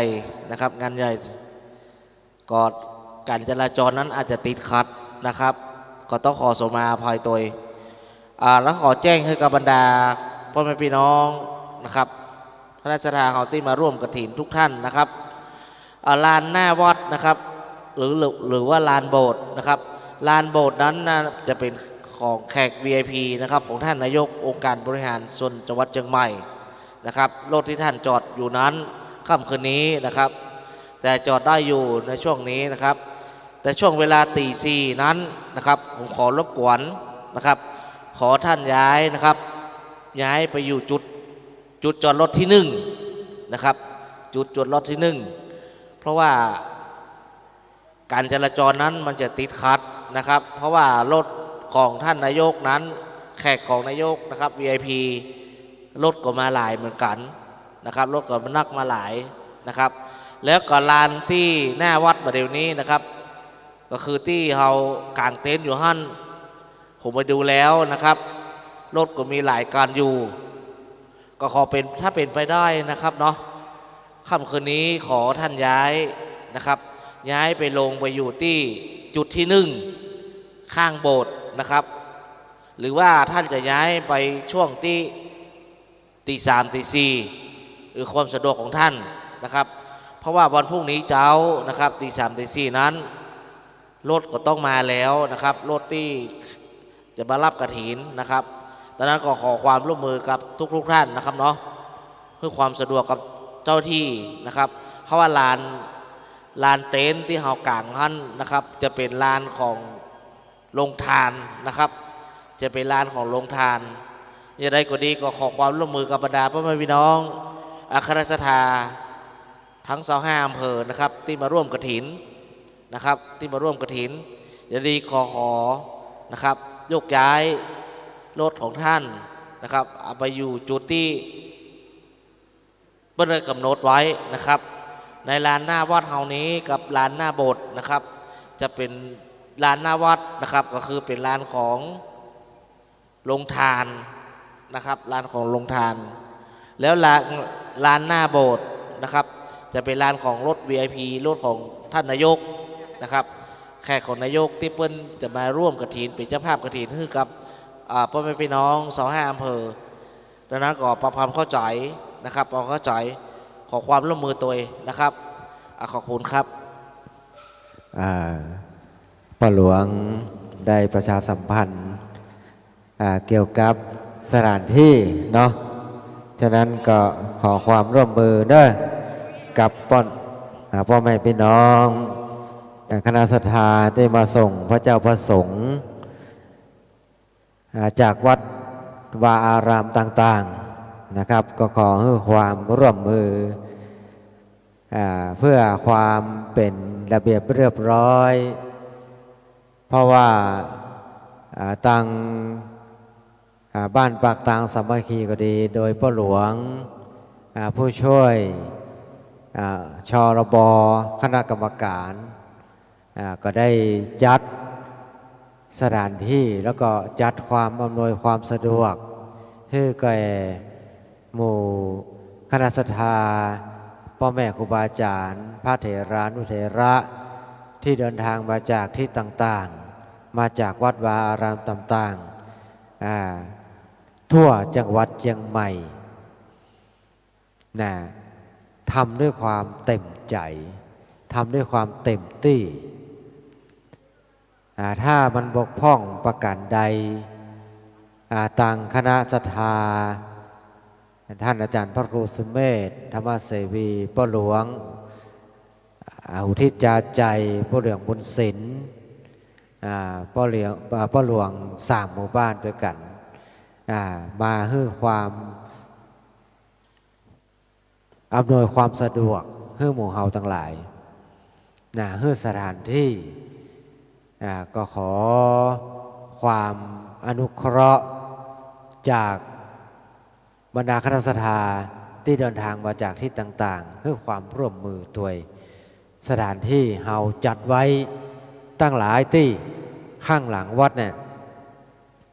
รวมแล้ว50 กว่าให้จอดได้ตั้งหลังเนาะขอความกรุณาไปจอดทางหลังแต่ข้างหน้าพอดีพรุ่งนี้เนี่ยแขกผู้มีเกียรติที่เป็นเจ้าภาพก็ดีเป็นแขกของท่านนายกอบจองค์การบริหารส่วนจังหวัดก็ดีเพิ่นจะได้เดินทางเข้ามาแล้วก็หมู่เฮาจะได้ต้อนรับความสะดวกคือเพิ่นแล้วก็แถมอย่างหนึ่งเจ้าประคุณสมเด็จพระมหาธีราจารย์ซึ่งมาเป็นประธานฝ่ายสงฆ์เดินทางมาจากกรุงเทพสมเด็จพระมหาธีราจารย์ในพระเถรานุเถระผู้ซึ่งทรงสมณศักดิ์ขั้นสมเด็จขั้นสมเด็จมาเพื่อเป็นเกียรติมาเป็นประธานฉะนั้นหมู่เฮาทั้งหลายเนี่ยก็จะต้องทำให้มันมาให้มีความขาดตกบกพร่องมาให้มันเสียชื่อหมู่บ้านมาให้มันเสียชื่อของบ้านชื่อของวัดนี่เนาะพระหลวงจะไปไหนก็พวกเนี้ยอย่างนะคนของสังคมนะพระหลวงเนาะมันนี่แหละต้องไปงานทุกที่งานของอำเภอก็ดีงานของส่วนรวมงานของบัดนั้นว่างานรัฐงานเกี่ยวกับต้องทำกูอย่างเป็นของคนของประชาชนล่ะเนาะทำกูอย่างเสียสละอันนี้เปิ้ลบอกว่าเป็นผู้นำแล้วมีความเสียสละต้องมีจิตเป็นจิตอาสาเป็นผู้นำของชาวบ้านเป็นที่พึ่งพาของชาวบ้านได้อันนี้แสดงถึงความเป็นภาวะผู้นำเนาะเป็นภาวะผู้นำหมู่เฮาทั้งหลายทุกคนเนี่ยมีภาวะผู้นำหมดอะทุกคนภาวะผู้นำอาจจะได้นำน้อยนำใหญ่จะนำจะใดก็มันอยู่ที่ความสามารถของแต่ละบุคคลหนึ่งกับหนึ่งแต่ว่าธรรมะของผู้นำเนี่ยเปิ้ลว่ามี4 ประการ4 ประการด้วยกัน 1. ต้องมีเมตตาต้องมีความรักในความรักในที่นี้หมายถึงความรักที่ปราศจากกามตัณหาเป็นความรักที่เหมือนมีความรักและความปรารถนาดีความรักความว่าเมตตาตัวนี้นะเป็นว่ามีความปรารถนาดีอยากจะให้คนอื่นได้ดีกรุณาส่งเสริมช่วยเหลือให้คนอื่นได้ดีเมื่อมีคนอื่นอยากให้คนอื่นดีแล้วเราต้องช่วยเหลือตัวช่วยเหลือเจ้าบ้านสามุทิตาเมื่อจะโลกบ้านก็ดีหรือว่าโลกบ้านก็ดีได้ดีพลอยยินดีตัวมันมีความอิจฉาริษยายินดีตัวสาธุตัวเปิ้นได้ดีเปิ้นรวยเปิ้นได้เงินได้ทองสาธุตัวไม่ใช่อิจฉาไม่ใช่ไปตัดอย่างก็เปิ้นทองไหววะตัดเก้าอี้ ไปตัดเก้าอี้คนอื่นได้ดีตัดเก้าอี้เพิ่นน่ะไปอย่างก็เพิ่นท้องว่าไปอิจฉาเพิ่นบ่ได้ส่งเสริมโอ้ยินดีตัวแล้วอุเบกขาเมื่อเขามันช่วยบ่ได้แล้วเนาะช่วยบ่ได้แต่แล้วอย่าใดก็ได้แล้วมันบ่ดีขึ้นเนาะวางเฉยอุเบกขาวางเฉยเนี่ยอันนี้เป็นว่าธรรมะของผู้นำมีความเมตตามีความกรุณาและก็มีอุเบกขาอันนี้เป็นธรรมะของผู้นำคนจริงความจริงแล้วเฮาทุกคนเป็นผู้นำหมดเป็นปู่เป็นย่าเป็นพ่อเป็นแม่เป็นครอบครัวเป็นผู้นำครอบครัวความจริงทุกคนเป็นผู้นำนะผู้นำทุกคนเลยทุกคนเป็นผู้นำหมดเลยเนี่ยผู้นำนี่ต้องมีพรหมวิหารสี่เนาะพรหมวิหารสี่มีเมตตามีกรุณามีมุทิตามีอุเบกขาแห่งประการหนึ่งคนที่เป็นผู้นำแล้วต้องมีธรรมแห่งสี่ประการเปิ้นฮ้องว่าต้องปราศจากอคติต้องมามีอคติทั้งสี่ประการต้องมามีความลำเอียงเด้อจะเอาหมู่เจ้าฝูงนี่หมู่เฮามีอคติบ่ได้มีอคติด้วยความรักก็บ่ได้เด้ออันนี้เป็นเฮาฮักคนนี้เฮาจะเข้าข้างคนใดคนหนึ่งบ่ได้เป็นผู้นำจะเข้าข้างคนใดคนหนึ่งบ่ได้จะเข้าข้างหมู่ตัวเก่าบ่ได้ลำเอียงเพราะความรักลำเอียงเพราะความเกลียดโอ้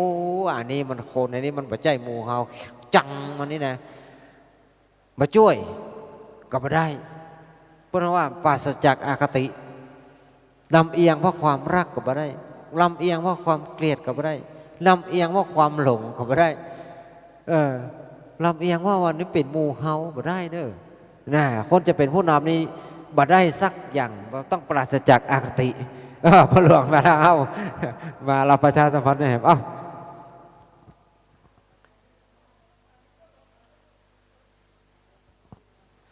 ครับก็ต้องขออนุญาตอีกครั้งหนึ่งนะครับเนาะก็ในฐานะนะครับผมในเป็นผู้ใหญ่บ้านนะครับแล้วก็ได้รับหมายสัญชาติจากท่านพระครูนะครับท่านพระครูสุเมธ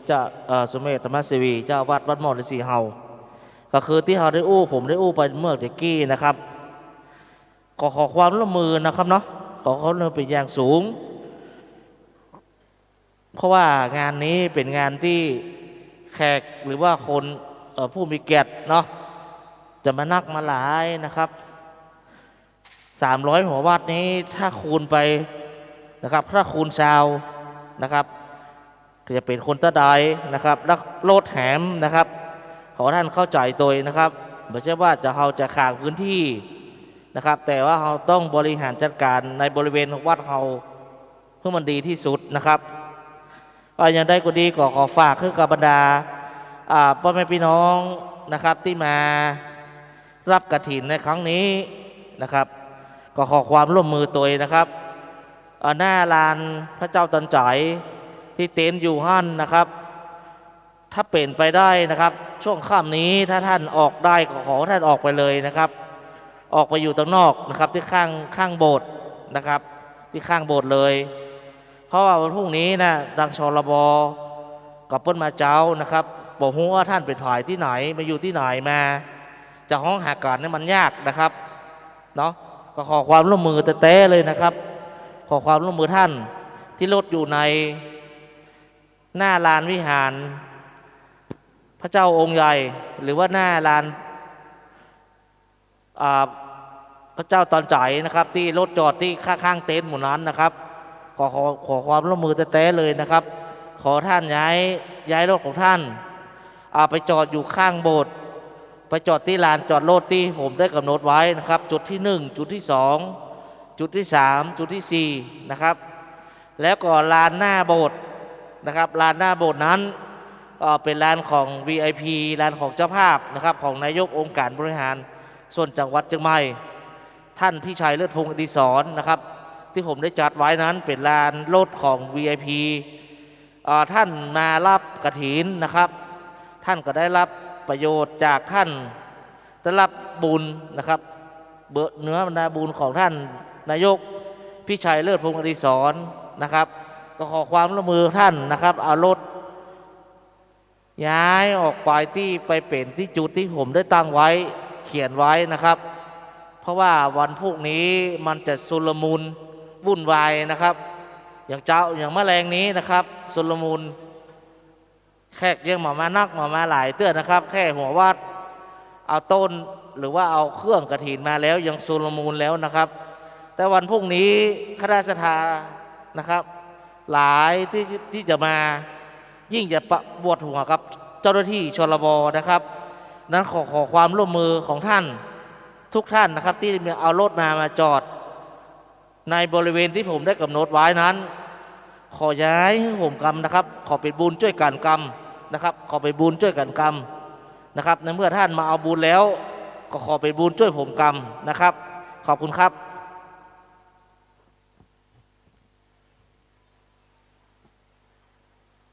พ่อหลวง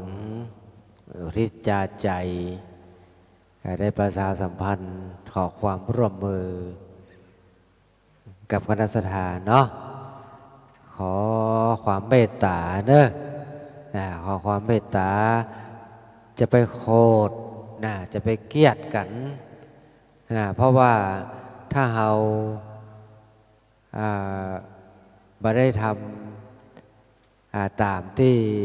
เปิ้นจัดไว้ให้มันก็เป็นการเดือดร้อนกับคณะกรรมการมีความลำบากใจเนอะพ่อหลวงก็ลำบากใจขนาดนั้นเนาะความจริงนะอยากจะให้จอดกู้คนละเนาะแต่ว่าสถานที่เนาะเกี่ยวกับสถานที่นะเขาต้องจัดการบริการนะบริหารเนอะคณะสัทธาต้องเข้าใจเนาะต้องเข้าใจโดยเข้าเอาใจเปิ้นมาใส่ตัวนะเอาใจลองค่าเป็นตี้ของเฮาเนาะสมมติว่าเฮานึกว่าตอนนี้เป็นบ้านของเฮานะเปิ้นมาจอดขวางหน้าบ้านเฮาคนอื่นก็เข้าบ่ได้จะแยกใดดีฮะนี่นะจะไปว่าเปิ้นก็เก่งใจสิเนาะเป็นแขกผู้มีเกียรติหมดกุคนละมีความเคารพมีความนับถือเหมือนกันกุคนนะบ่เลือกที่รักบ่มักที่ชังนะบ่ใจเลือกก็ไผละบ่ใจคนนี้จะจอดได้คนนั้นจอดได้คนนี้จอดบ่ได้อีบ่ใจเนาะฉะนั้นก็คณะกรรมการเปิ้นก็จัดสถานที่ไว้ให้เนาะก็ขอความร่วมมือกับพ่อแม่พี่น้องคณะสัทธาเนอะชื่อความร่วมมือเนาะจะไปโคดจะไปเกลียดกันขอย้ายก็จบละเนาะสถานที่มันกว้างขวางนะถ้ามันมีที่จอดก็ถามไอ้เจเนอะไอ้เจไปจอดที่บ้านไอ้เจเนาะไอ้เจที่บ้านกว้างเนาะไปจอดวัดน้อยๆบ่เนาะไปจอดวัดน้อยๆก็ได้เนาะวัดโดยรอก็ได้ทั้งพวกเรากว้างขวาง แต่ว่าเขามากันเนาะตั้ง300 กว่าวัดเนาะโอ้300 กว่าวัดมันก็300 กันนะไม่ใช่ธรรมดาเนอะมันนักนะลองไปเถอะลองจัดเนาะเขาลองไปจัดนะ10 วัดนะที่บ้านเขานะ โอ้ลำบากใจไปกันเด้อเนาะนั้นก็เพื่อความร่วมมือเนาะเพื่อความร่วมมือกับคณะกรรมการเท่าตัวเนาะพ่อแม่พี่น้องที่มาก็ดีเนี่ยได้ยินเสียงนี้แล้วเมื่อทราบว่ารถเก่าประจอดขวางตั้งกลางบริเวณวัดก็ดีจอดที่เพิ่นบอกให้จอดเนาะพอจอดตั้งหลังได้รับรองมาหายเนอะพ่อหลวงอุทิศจาใจรับรองเลยขอให้มันอยู่ในบริเวณวัดเนอะในกำแพงวัดนี่รับรองไม่มีหายไม่มีหายรับรองแต่ถ้าไปจอดทางนอกนี่มารับรองเด้อเนาะไปจอดทางนอกนี่มารับรองเฮ้ยเฝ้าคนเดียวเนาะ อยู่ดูแลกันตัวช่วยกันถือว่าเป็นช่วยกันเนอะหมู่เฮาเป็นพี่เป็นน้องกันนะคณะศรัทธาที่มาเนี่ย300กับวัดเกือบ300วัดน่ะเป็นพี่เป็นน้องกันนะเป็นพี่เป็นน้องกันพี่หูหนึ่งเนี่ยปนว่าพี่หูหนึ่งน้องหูสองช่วยกันช่วยกันบางทีอันใดที่บ่ถูกบ่ต้องว่ากันได้บ่เป็นยังครับน่ะบ่เป็นยังครับเดี๋ยวผมย้ายเเมื่อคืนนี้ผมขอจอดกันเด้อผมบ่มีที่นอนเด้อให้พวกเจ้าผมย้ายอันนี้จบแล้วเขาจะมาหันในคลิปเนาะในคลิปวิดีโอแค่ขี่รถจี้ตามกันหรือว่าแซงกันเนี่ยมีเรื่องทันทีตั้งใต้เหรอน่าตั้งใต้นะพอเด้อบีบแกสกันนี่โคตรหัวกันยิงหัวกันก็มีนะอันเนี้ยพ่ออย่างพ่อคนเฮามันใจอารมณ์มันใจอารมณ์ใส่กันไงมันหมายมีความอารมณ์อรวยมันมีน้ำใจมันถึงครับพออย่างน้อยก็ยิงหัวกันก็มีวะตีหัวกันก็มีวะอันนี้มันมีเนอะในจังหวัดเชียงใหม่ฮะนี่มีบ่เคยได้ยินบ่เคยมีกะครับครับผมน่ะเป็นคนใจดีใจบานใจเย็นคนเชียงใหม่ใจบุญสุนตานเป็นคนใจกว้างเนี่ยคนเชียงใหม่เฮาเนี่ยมีเสน่ห์ทั้งระดับประเทศมีเสน่ห์ระดับโลกเลยนะคณะสัทธาพ่ออย่างคนเชียงใหม่คนเมืองเหนือเฮาเพิ่นว่ามียิ้มสมายมีน้ำใจยิ้มใส่กันก็แล้วมาใครมาถึงเรือนชานมีต้อนรับฝรั่งอึ้งนะฝรั่งนี่อึ้งตกใจเลยคนไทยคนเหนือเขานี่เจอกันชวนกันกินข้าวมามีไหนในโลกคนว่าเนี่ยฝรั่งมันไปทั่วโลกแล้วมันไปว่ามามีที่ไหนมาเจอคนไทยเจอกันถามกินข้าวหรือยังกินข้าวหรือยังชวนกินข้าวชวนกินน้ำชวนกินข้าวกินน้ำฝรั่งมันบอกบ่มีที่ไหนในโลกเลยมีแค่เมืองไทยเนี่ยแสดงเห็นว่าคนเฮาเนี่ยคนไทยมีน้ำใจเป็นเมืองพุทธเป็นเมืองพุทธศาสนาเป็นเมืองที่มีศีลมีธรรมมีศีลมีธรรมแต่คนที่มันมีศีลมีธรรมเฮาที่เฮาหันในข่าวคณะสัทธาเพราะว่าคนเฮามันบ่เคยเกิดอบรมบ่เคยอบรมจิตใจเลยมัวหมกมุ่นในแต่ต่างโลกเนี่ยมีการฆ่ากันโคตรหัวกันยิงหัวกันเนี่ยเพราะมันขาดอย่างขาดศีลขาดธรรมขาดการอบรมจิตใจเนาะมันเป็นขาดการอบรมจิตใจมันถึงมีปัญหาเป็นว่านะศีลธรรมไม่กลับมาโลกาจะวินาศเป็นว่าศีลธรรมนี่สำคัญเนาะโหได้เวลายังแล้วกันฮะวังแล้วบอกไอ้เจถ่ายทอดจะบอกไม่ได้นะเฮาวังแล้วบอกมันเดิกแล้วนะ ฮะเนาะโอ้แต่เจ้าท่านอาจารย์มหาอย่างก็ท่านเจอาจารย์สมชาติอาจารย์มหาสมชาติไปเพิกกะตอนตุลุงยองแห่งเพิกกะตอนตุลุงเชื้อมแมลงปิดท้าย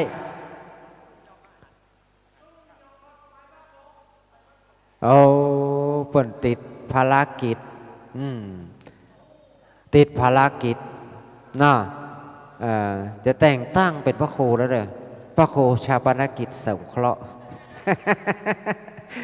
พระครูสมณกิจอาวรณ์บ่เนาะ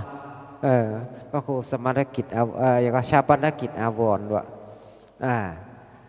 ตะลุงยองท่านมหาสมชาติก็ดีเนี่ยวันนี้ไปเจอท่านอาจารย์พระครูอภิวัฒนวิกรมบดกติธุระเนาะอย่างนั้นก็มีหมู่นี้ละเนาะตุลุงยองตุลุงเชื้อท่านมหาสมชาตินั้นเป็นอยู่ 104 เมกะเฮิรตซ์วัดฝ่ายหินตะลุงเชื้อนี่อยู่ 96 อยู่ 96ไม่ใช่เลขบอกเลขหวยเด้อมันแน่นะ96งวดนี้เด้อ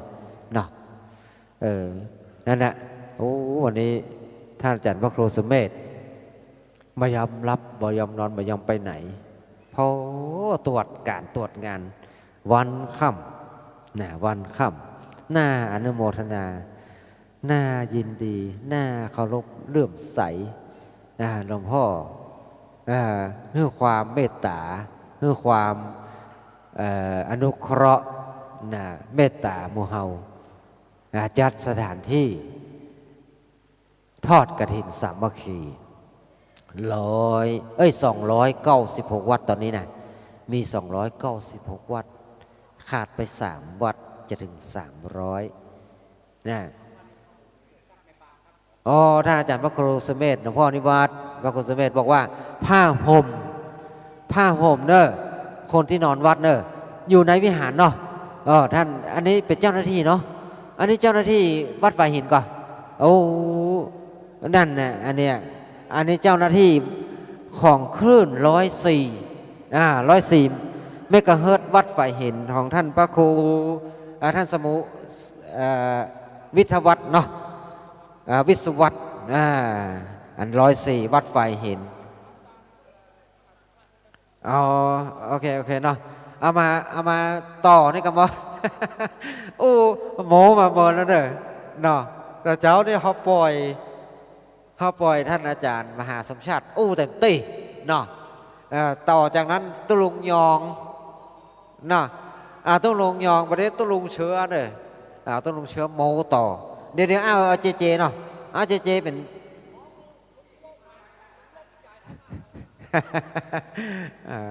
ลุงมาฮู้ประดังใดพ้นเด้อเนาะก็น่ะก็ไปมาเนี่ยมันจังอันน่ะเวลา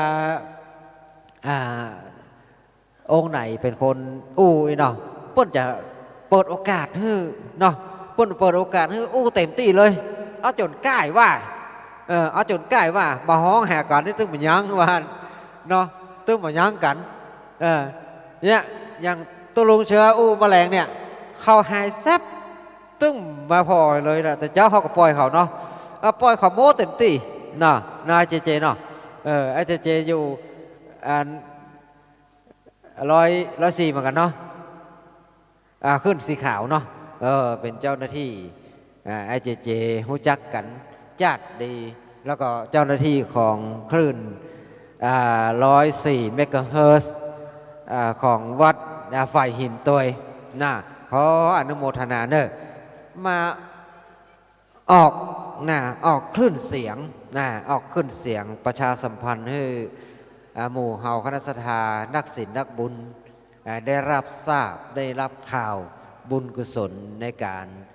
ทอดกฐินสามัคคี300 วัด300 วัดเป็นครั้งที่10แล้วเนอะที่วัดจัดที่วัดมรสีนะเป็นครั้งที่10แล้วนะครั้งที่10แล้วปีหน้าเจอกันแหมใหม่ปีหน้ามีแหม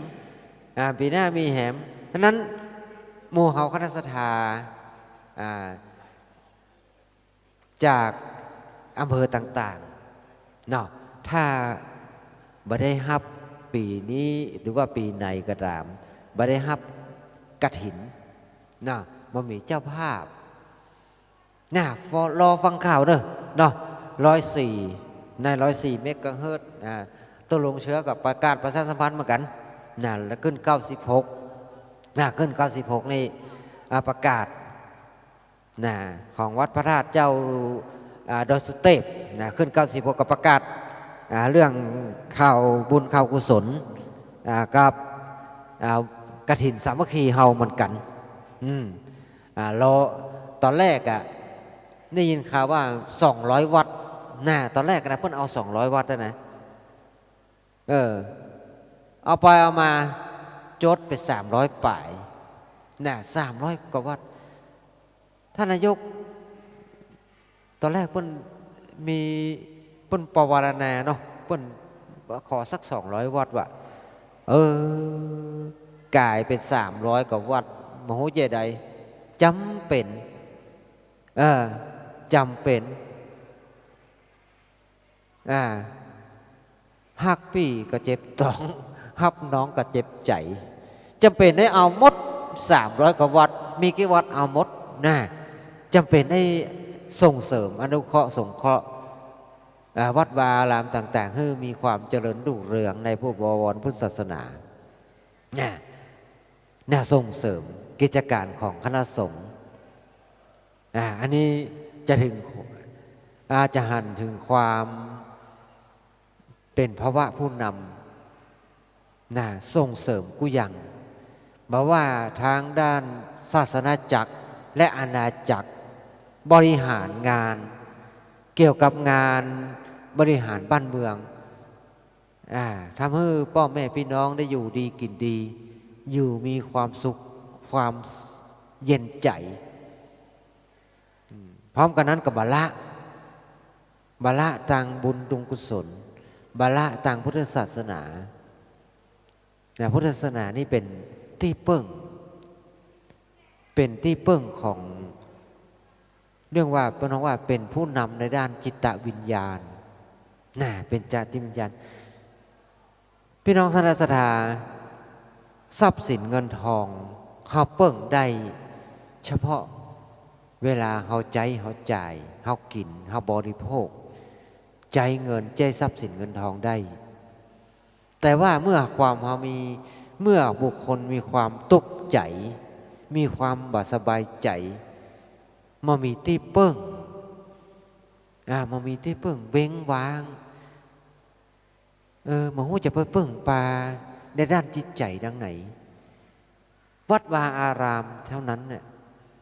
พระแก้วเจ้าสามประการเท่านั้นที่จะเป็นที่จังที่เปิ้งหมู่เฮาทั้งหลายได้เป็นที่จังที่เปิ้งเป็นที่ยึดถือเป็นที่ยึดเหนี่ยวจิตใจเพื่อเฮาคลายจากความโศกคลายจากความเศร้าคลายจากความทุกข์ได้เป็นยาในด้านจิตใจในร่างกายเมื่อเฮาบ่สบายเฮาไปโรงยาเฮาไปกินยารักษาเมื่อเจ็บป่วยหายได้แต่ว่าเมื่อเฮาบ่สบายใจป่วยทางด้านจิตใจเนี่ยยาบ่สามารถจะรักษาเฮาได้นอกจากธรรมะเท่านั้นนอกจากธรรมะขององค์สมเด็จพระสัมมาสัมพุทธเจ้าเท่านั้นที่จะรักษาจิตใจเยียวยาจิตใจให้เรามีความสุขคลายความโศกเศร้าได้คลายจากความโศกคลายจากความเศร้าได้เบาบางได้เป็นที่เปิ้งพุทโธเมนาโถพุทธเจ้าองค์สมเด็จพระสัมมาสัมพุทธเจ้าเป็นที่จังที่เปิ้งของเราธัมโมเมนาโถพระธรรมเป็นที่จังที่เปิ้งของหมู่เฮาทั้งหลายสังโฆเมนาโถพระสงฆ์เป็นที่จังที่เปิ้ง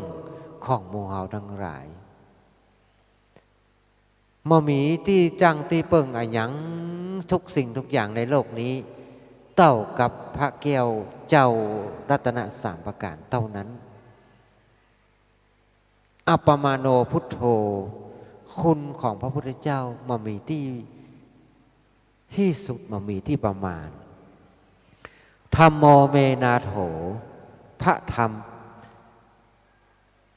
มีพระคุณมีคุณที่สุดมามีที่สุดมามีประมาณสังโฆเมนอัปปมาโนสังโฆพระสงฆ์มีคุณมามีที่สุดมามีประมาณกรรมฐานังเมนาถังกรรมฐานเป็นที่เปิ้งที่จึงเป็นที่เปิ้งที่จึงของเราทั้งหลายอาจาริโยคนอาจารย์ครูบาอาจารย์ที่สอนสมถกรรมฐานก็ดีวิปัสสนากรรมฐานก็ดีเป็นที่เปิ้งที่ระลึกของเราได้สอนให้หมู่เฮาได้หูหันธรรม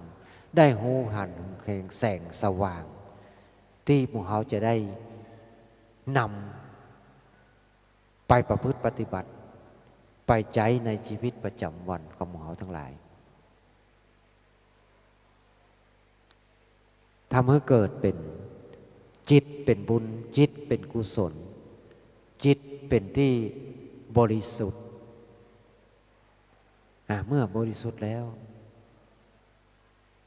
มันจะได้หูหันธรรมขององค์สมเด็จพระสัมมาสัมพุทธเจ้า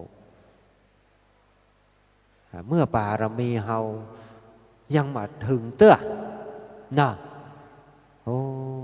ก็สร้างสมบารมีกันโดยการฮือตาลรักษาศีลแล้วก็ภาวนาอันนี้เป็นบุญกิริยาวัตถุ3ประการประการแรกตาลนะบารมีบุญสำเร็จด้วยการฮือตาลรักษาฮือตาลจะเป็นฮือตาลอย่างก็ต่างทรัพย์สินเงินทองก็ดีข้าวปลาอาหารก็ดีฮือตาลในเรื่องความรู้ก็ดีแนะนำสั่งสอนให้ผู้อื่นได้ดีก็ดีฮือตาลทุกสิ่งทุกอย่างจะเป็นสาธารณประโยชน์ก็ดีจะสร้างวิหารลานเจดีย์จะสร้างโรงพยาบาลจะสร้างอย่างหนทางจะสร้างขัวสร้างสะพานอันนี้เป็นชื่อว่าฮือตาลฮือผู้อื่นเป็นการเสียสละความตณีทีเหนียวในจิตในใจเป็นการสร้างเกิดให้ความมีความเมตตาสงสารผู้อื่นอยากให้ผู้อื่นได้ดีอันนี้เป็นฮือตาลเมื่อคนเฮาฮือตาลเฮาฮือผู้อื่นคนอื่นผู้ได้รับมีความสุขมีความชื่นใจจะใดคนฮือก็มีความสุขความสบายใจเหมือนกันมีความสุขมีความสบายเหมือนกันเพราะว่าผู้ที่ฮือทรัพย์สินเงินทองก็ดีฮืออาสนะก็ดีฮือเครื่องนุ่งห่มอาศัยก็ดีฮือความสุขเพราะว่าชื่อว่าฮือความสุขเมื่อเฮาฮือความสุขแล้วความสุขนั้นก็จะเกิดบังเกิดขึ้นต่อเฮาเหมือนกันเพราะว่ายิ่งฮือยิ่งได้ยิ่งให้ยิ่งมานะเพราะว่ายิ่งฮือยิ่งได้ยิ่งให้ยิ่งมานะถ้าเฮาบ่ฮือตึงบ่ได้รับรองถ้าบ่ฮือนี่ตึงบ่ได้นะเฮาต้องฮือคนอื่นก่อนเนาะต้องฮือคนอื่นต้องรู้สึกต้องให้ต้องเป็นผู้ให้ก่อนนะแล้วเราถึงจะเป็นผู้รับเขาจะเป็นผู้รับทีหลังเขาต้องฮือก่อนเขาได้รับความสุขชื่อว่าตานะบารมีฮือตานบุญสำเร็จด้วยการบริจาคตานฮือตานประการที่สอง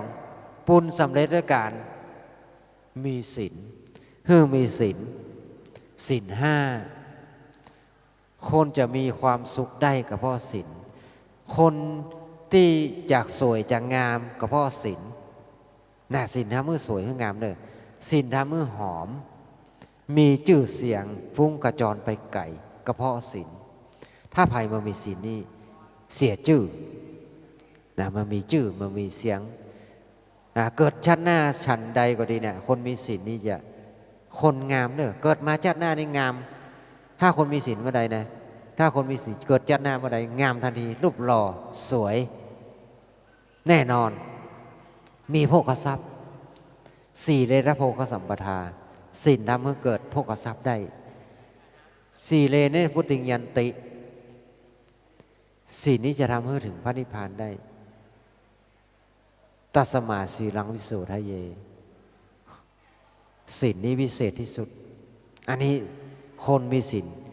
ก็ได้บุญเหมือนกันศีลบุญสำเร็จด้วยการรักษาศีลประการที่สี่คนจะมีปัญญา ต้องภาวนานะทานศีลภาวนาคนที่จะมีปัญญาคนที่มีความรู้จบเป็นด็อกเตอร์ถ้าเป็นทั้งโลกจบมีความรู้มีความสามารถในด้านวิทยาการต่างๆจบศาสตร์ทั้งหลายจะเป็นศาสตร์อย่างก็ดีจะเป็นหมอก็ดีจะเป็นพ่อค้าวานิชการก็ดีจะเป็นอะไรยังก็ตามมีความรู้ความสามารถในเฉพาะด้านอันนี้เป็นปัญญาทั้งโลกถ้าเรามีความภาวนาหมายถึงว่ามีความนั่งให้มันภาวนาแปลว่าทำให้เจริญขึ้นทำให้จิตใจเจริญขึ้นอันนี้เป็นภาวนาถ้าเป็นสมาธิทำให้เกิดปัญญาคนได้นั่งสมาธิทำกรรมฐานก็ดีสมถกรรมฐานก็ดีวิปัสสนากรรมฐานก็ดีเกิดมาจัดใดแล้วจะเป็นพุนที่มีปัญญามีสติปัญญาความรู้ความสามารถทางด้านทางโลกก็ได้จนถึงที่สุดเป็นปรมัตถ์ในหูทางธรรมก็ได้จนได้หูหันธรรมขององค์สมเด็จพระสัมมาสัมพุทธเจ้าได้จะสำเร็จเป็นพระอริยะบุคคลได้ตั้งแต่โสดาสกิทาคาอนาคาอรหันตาได้โดยบุญกิริยาวัตถุสามประการทานศีลภาวนาเท่านั้นคนจะได้ดีได้เพราะว่าทานศีลภาวนาต้านแล้วก็ภาวนาก็มีหลายอย่างหลายประการจะได้ก็ได้พุทธานุสติก็ได้ธรรมานุสติก็ได้สังฆานุสติก็ได้ศีลานุสติก็ได้จาคานุสติก็ได้จาคาคือนึกถึงผลกินผลทานของเขาเนี่ยเป็นจาคานุสติอนุโมทนากับเปิ้นก็ได้บุญช่วยการช่วยงานเปิ้นก็ได้บุญเหมือนกันเปิ้นมีการงานเนี่ยอย่างก็ตามสาธารณประโยชน์จะช่วยงานวัดงานว่างานเนี่ยอย่างการสร้างถนนเจดีย์ช่วยการช่วยงานใจแหงใจเจ้าเปิ้นบ่มีสตางค์ใจแหงได้เหมือนกันนึกถึงความดีเทวดานุสตินึกความดีคืออย่างเทวดานุสติมีธรรมอยู่2ประการคือ1หิริคือความละอายต่อบาป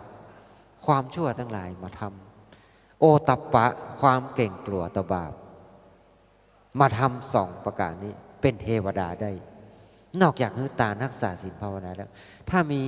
หิริมีโอตัปปะมีความเก่งกลัวบาปมีความละอายต่อบาปแล้วเป็นเทวดาได้ถ้าใครอยากจะเป็นพรหมก็ต้องมีพรหมวิหาร4เมตตากรุณามุทิตาอุเบกขาเมื่อมีคนเจริญพรหมวิหาร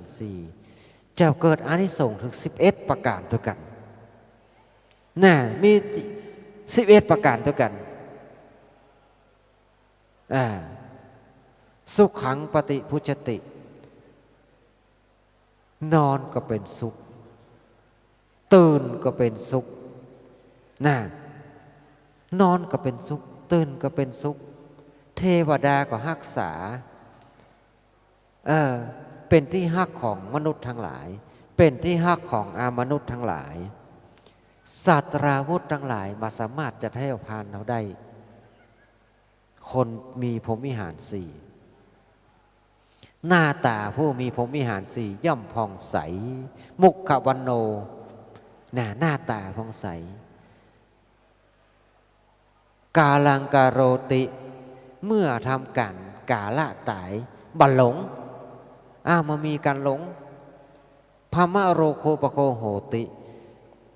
มีสวรรค์มีพรหมเป็นที่ตั้งเมื่อตายไปแล้วเกิดเป็นพรหมเลยนะคนมีเมตตาเนี่ยไม่ใช่ธรรมดาถ้าคนเราอยากจะเป็นพรหมมายากเลยมีเมตตากรุณามุทิตาอุเบกขา4ข้อนี้ได้เป็นพรหมถ้ามีใครอยากเป็นเทวดามีหิริมีโอตตัปปะมีความละอายต่อบาปมีความเกรงกลัวบาปเป็นเทวดาใครอยากจะเป็นมนุษย์ มีศีลห้าน่าเป็นมนุษย์แน่นอนไม่เป็นเนาะ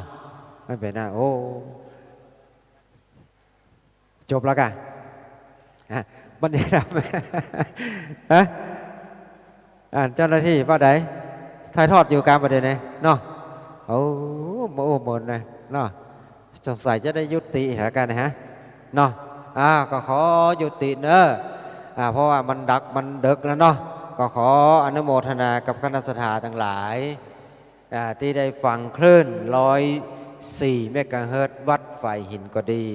คลื่นทั้งหลายที่ลิงก์สัญญาณไปออกเผยแพร่ก็ดีเนาะได้ยินได้ฟังได้ยินเสียงบุญข่าวกุศลแล้วก็ขออนุโมทนาทั้งหลายที่หมู่เฮาได้ร่วมด้วยช่วยกันมาทำบุญกันที่วัดวาตัวเก่าก็ดีทำบุญกฐินก็ดีทำบุญอะไรยังก็ตามก็ดีเนาะก็ขอบุญกุศลนี้ของคณะสัตยาทั้งหลายจงเป็นภรวะปัจจัยเป็นนิสัยตามทรงให้คณะสัตยาทั้งหลายเกิดปัญญาญาณได้หูหันธรรมขององค์สมเด็จพระสัมมาสัมพุทธเจ้าแม้นว่าหมู่เฮาทั้งหลายบุญกุศลปารมียังบาดแก่กล้าเตื้อได้ตนเตียวไปมาในลุ่มโลกฟ้าโลกีก็ขอให้มีกายะอินทรีย์งามผิวพองปนจากห้องเหล่าพญาอาพาธาและยิ่งพญาธิมากสิ่งหลายประการอย่าได้มาปานแวดเข้าให้อยู่เตียงเต้าโภคาปริคะมีโจยังโภคาเครื่องกับตนขอเป็นญาณมงคลอันประเสริฐแม้นว่าปรารถนาสิ่งใดในมนุษย์พุทธผ่องยิ่งล้วนแต่สิ่งบริสุทธิ์บ่เศร้าหมองสู่โลกหน้าได้เสวยวิมานทองสุขสมปองบักแคล้วคลาดทุกศาสตร์เนอจัตตารโอธรรมาวัฏันติอายุวันโนสุขขังปะลังสาธุสาธุ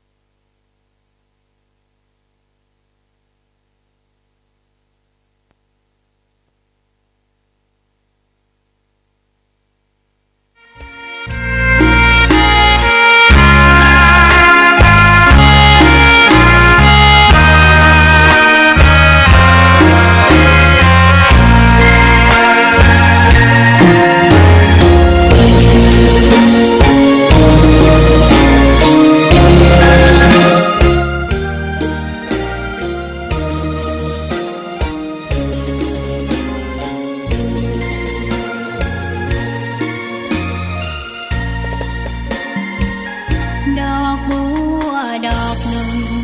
พึงใจไว้เพื่อบูชาแด่องค์พระศาสดาสัมมาสัมพุทธเจ้ามีความงามเงียบไม่เปรียบเทียบเขาเทียบเราใครมองไม่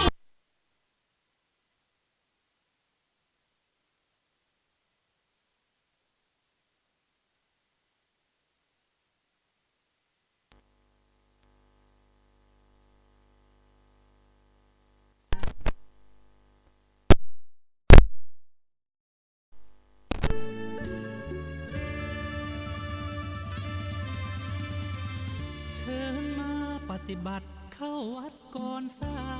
ยมาเถิดพุทธา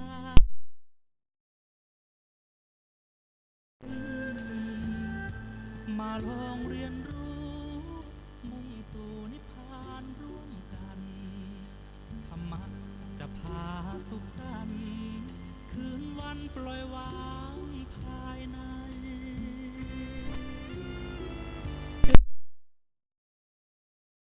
เทียมฟ้าเปรียบเช่นสติปัญญาไฟหาธรรมะดับไฟละโลกโกรธลง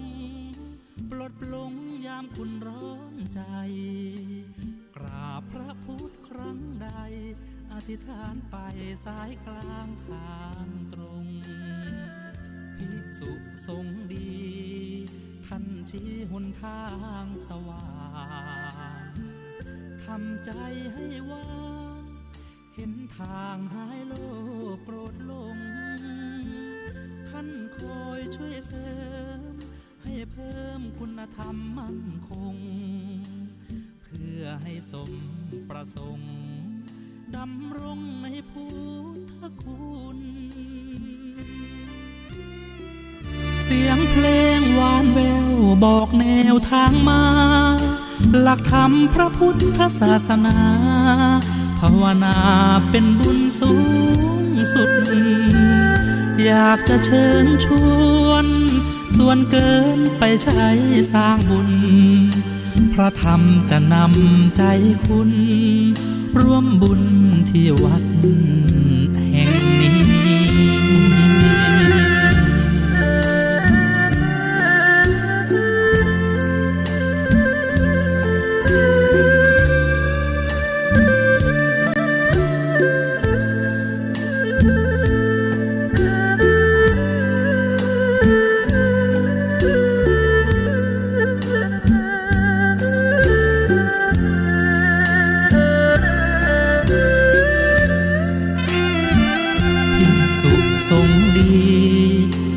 ชี้หนทางสว่า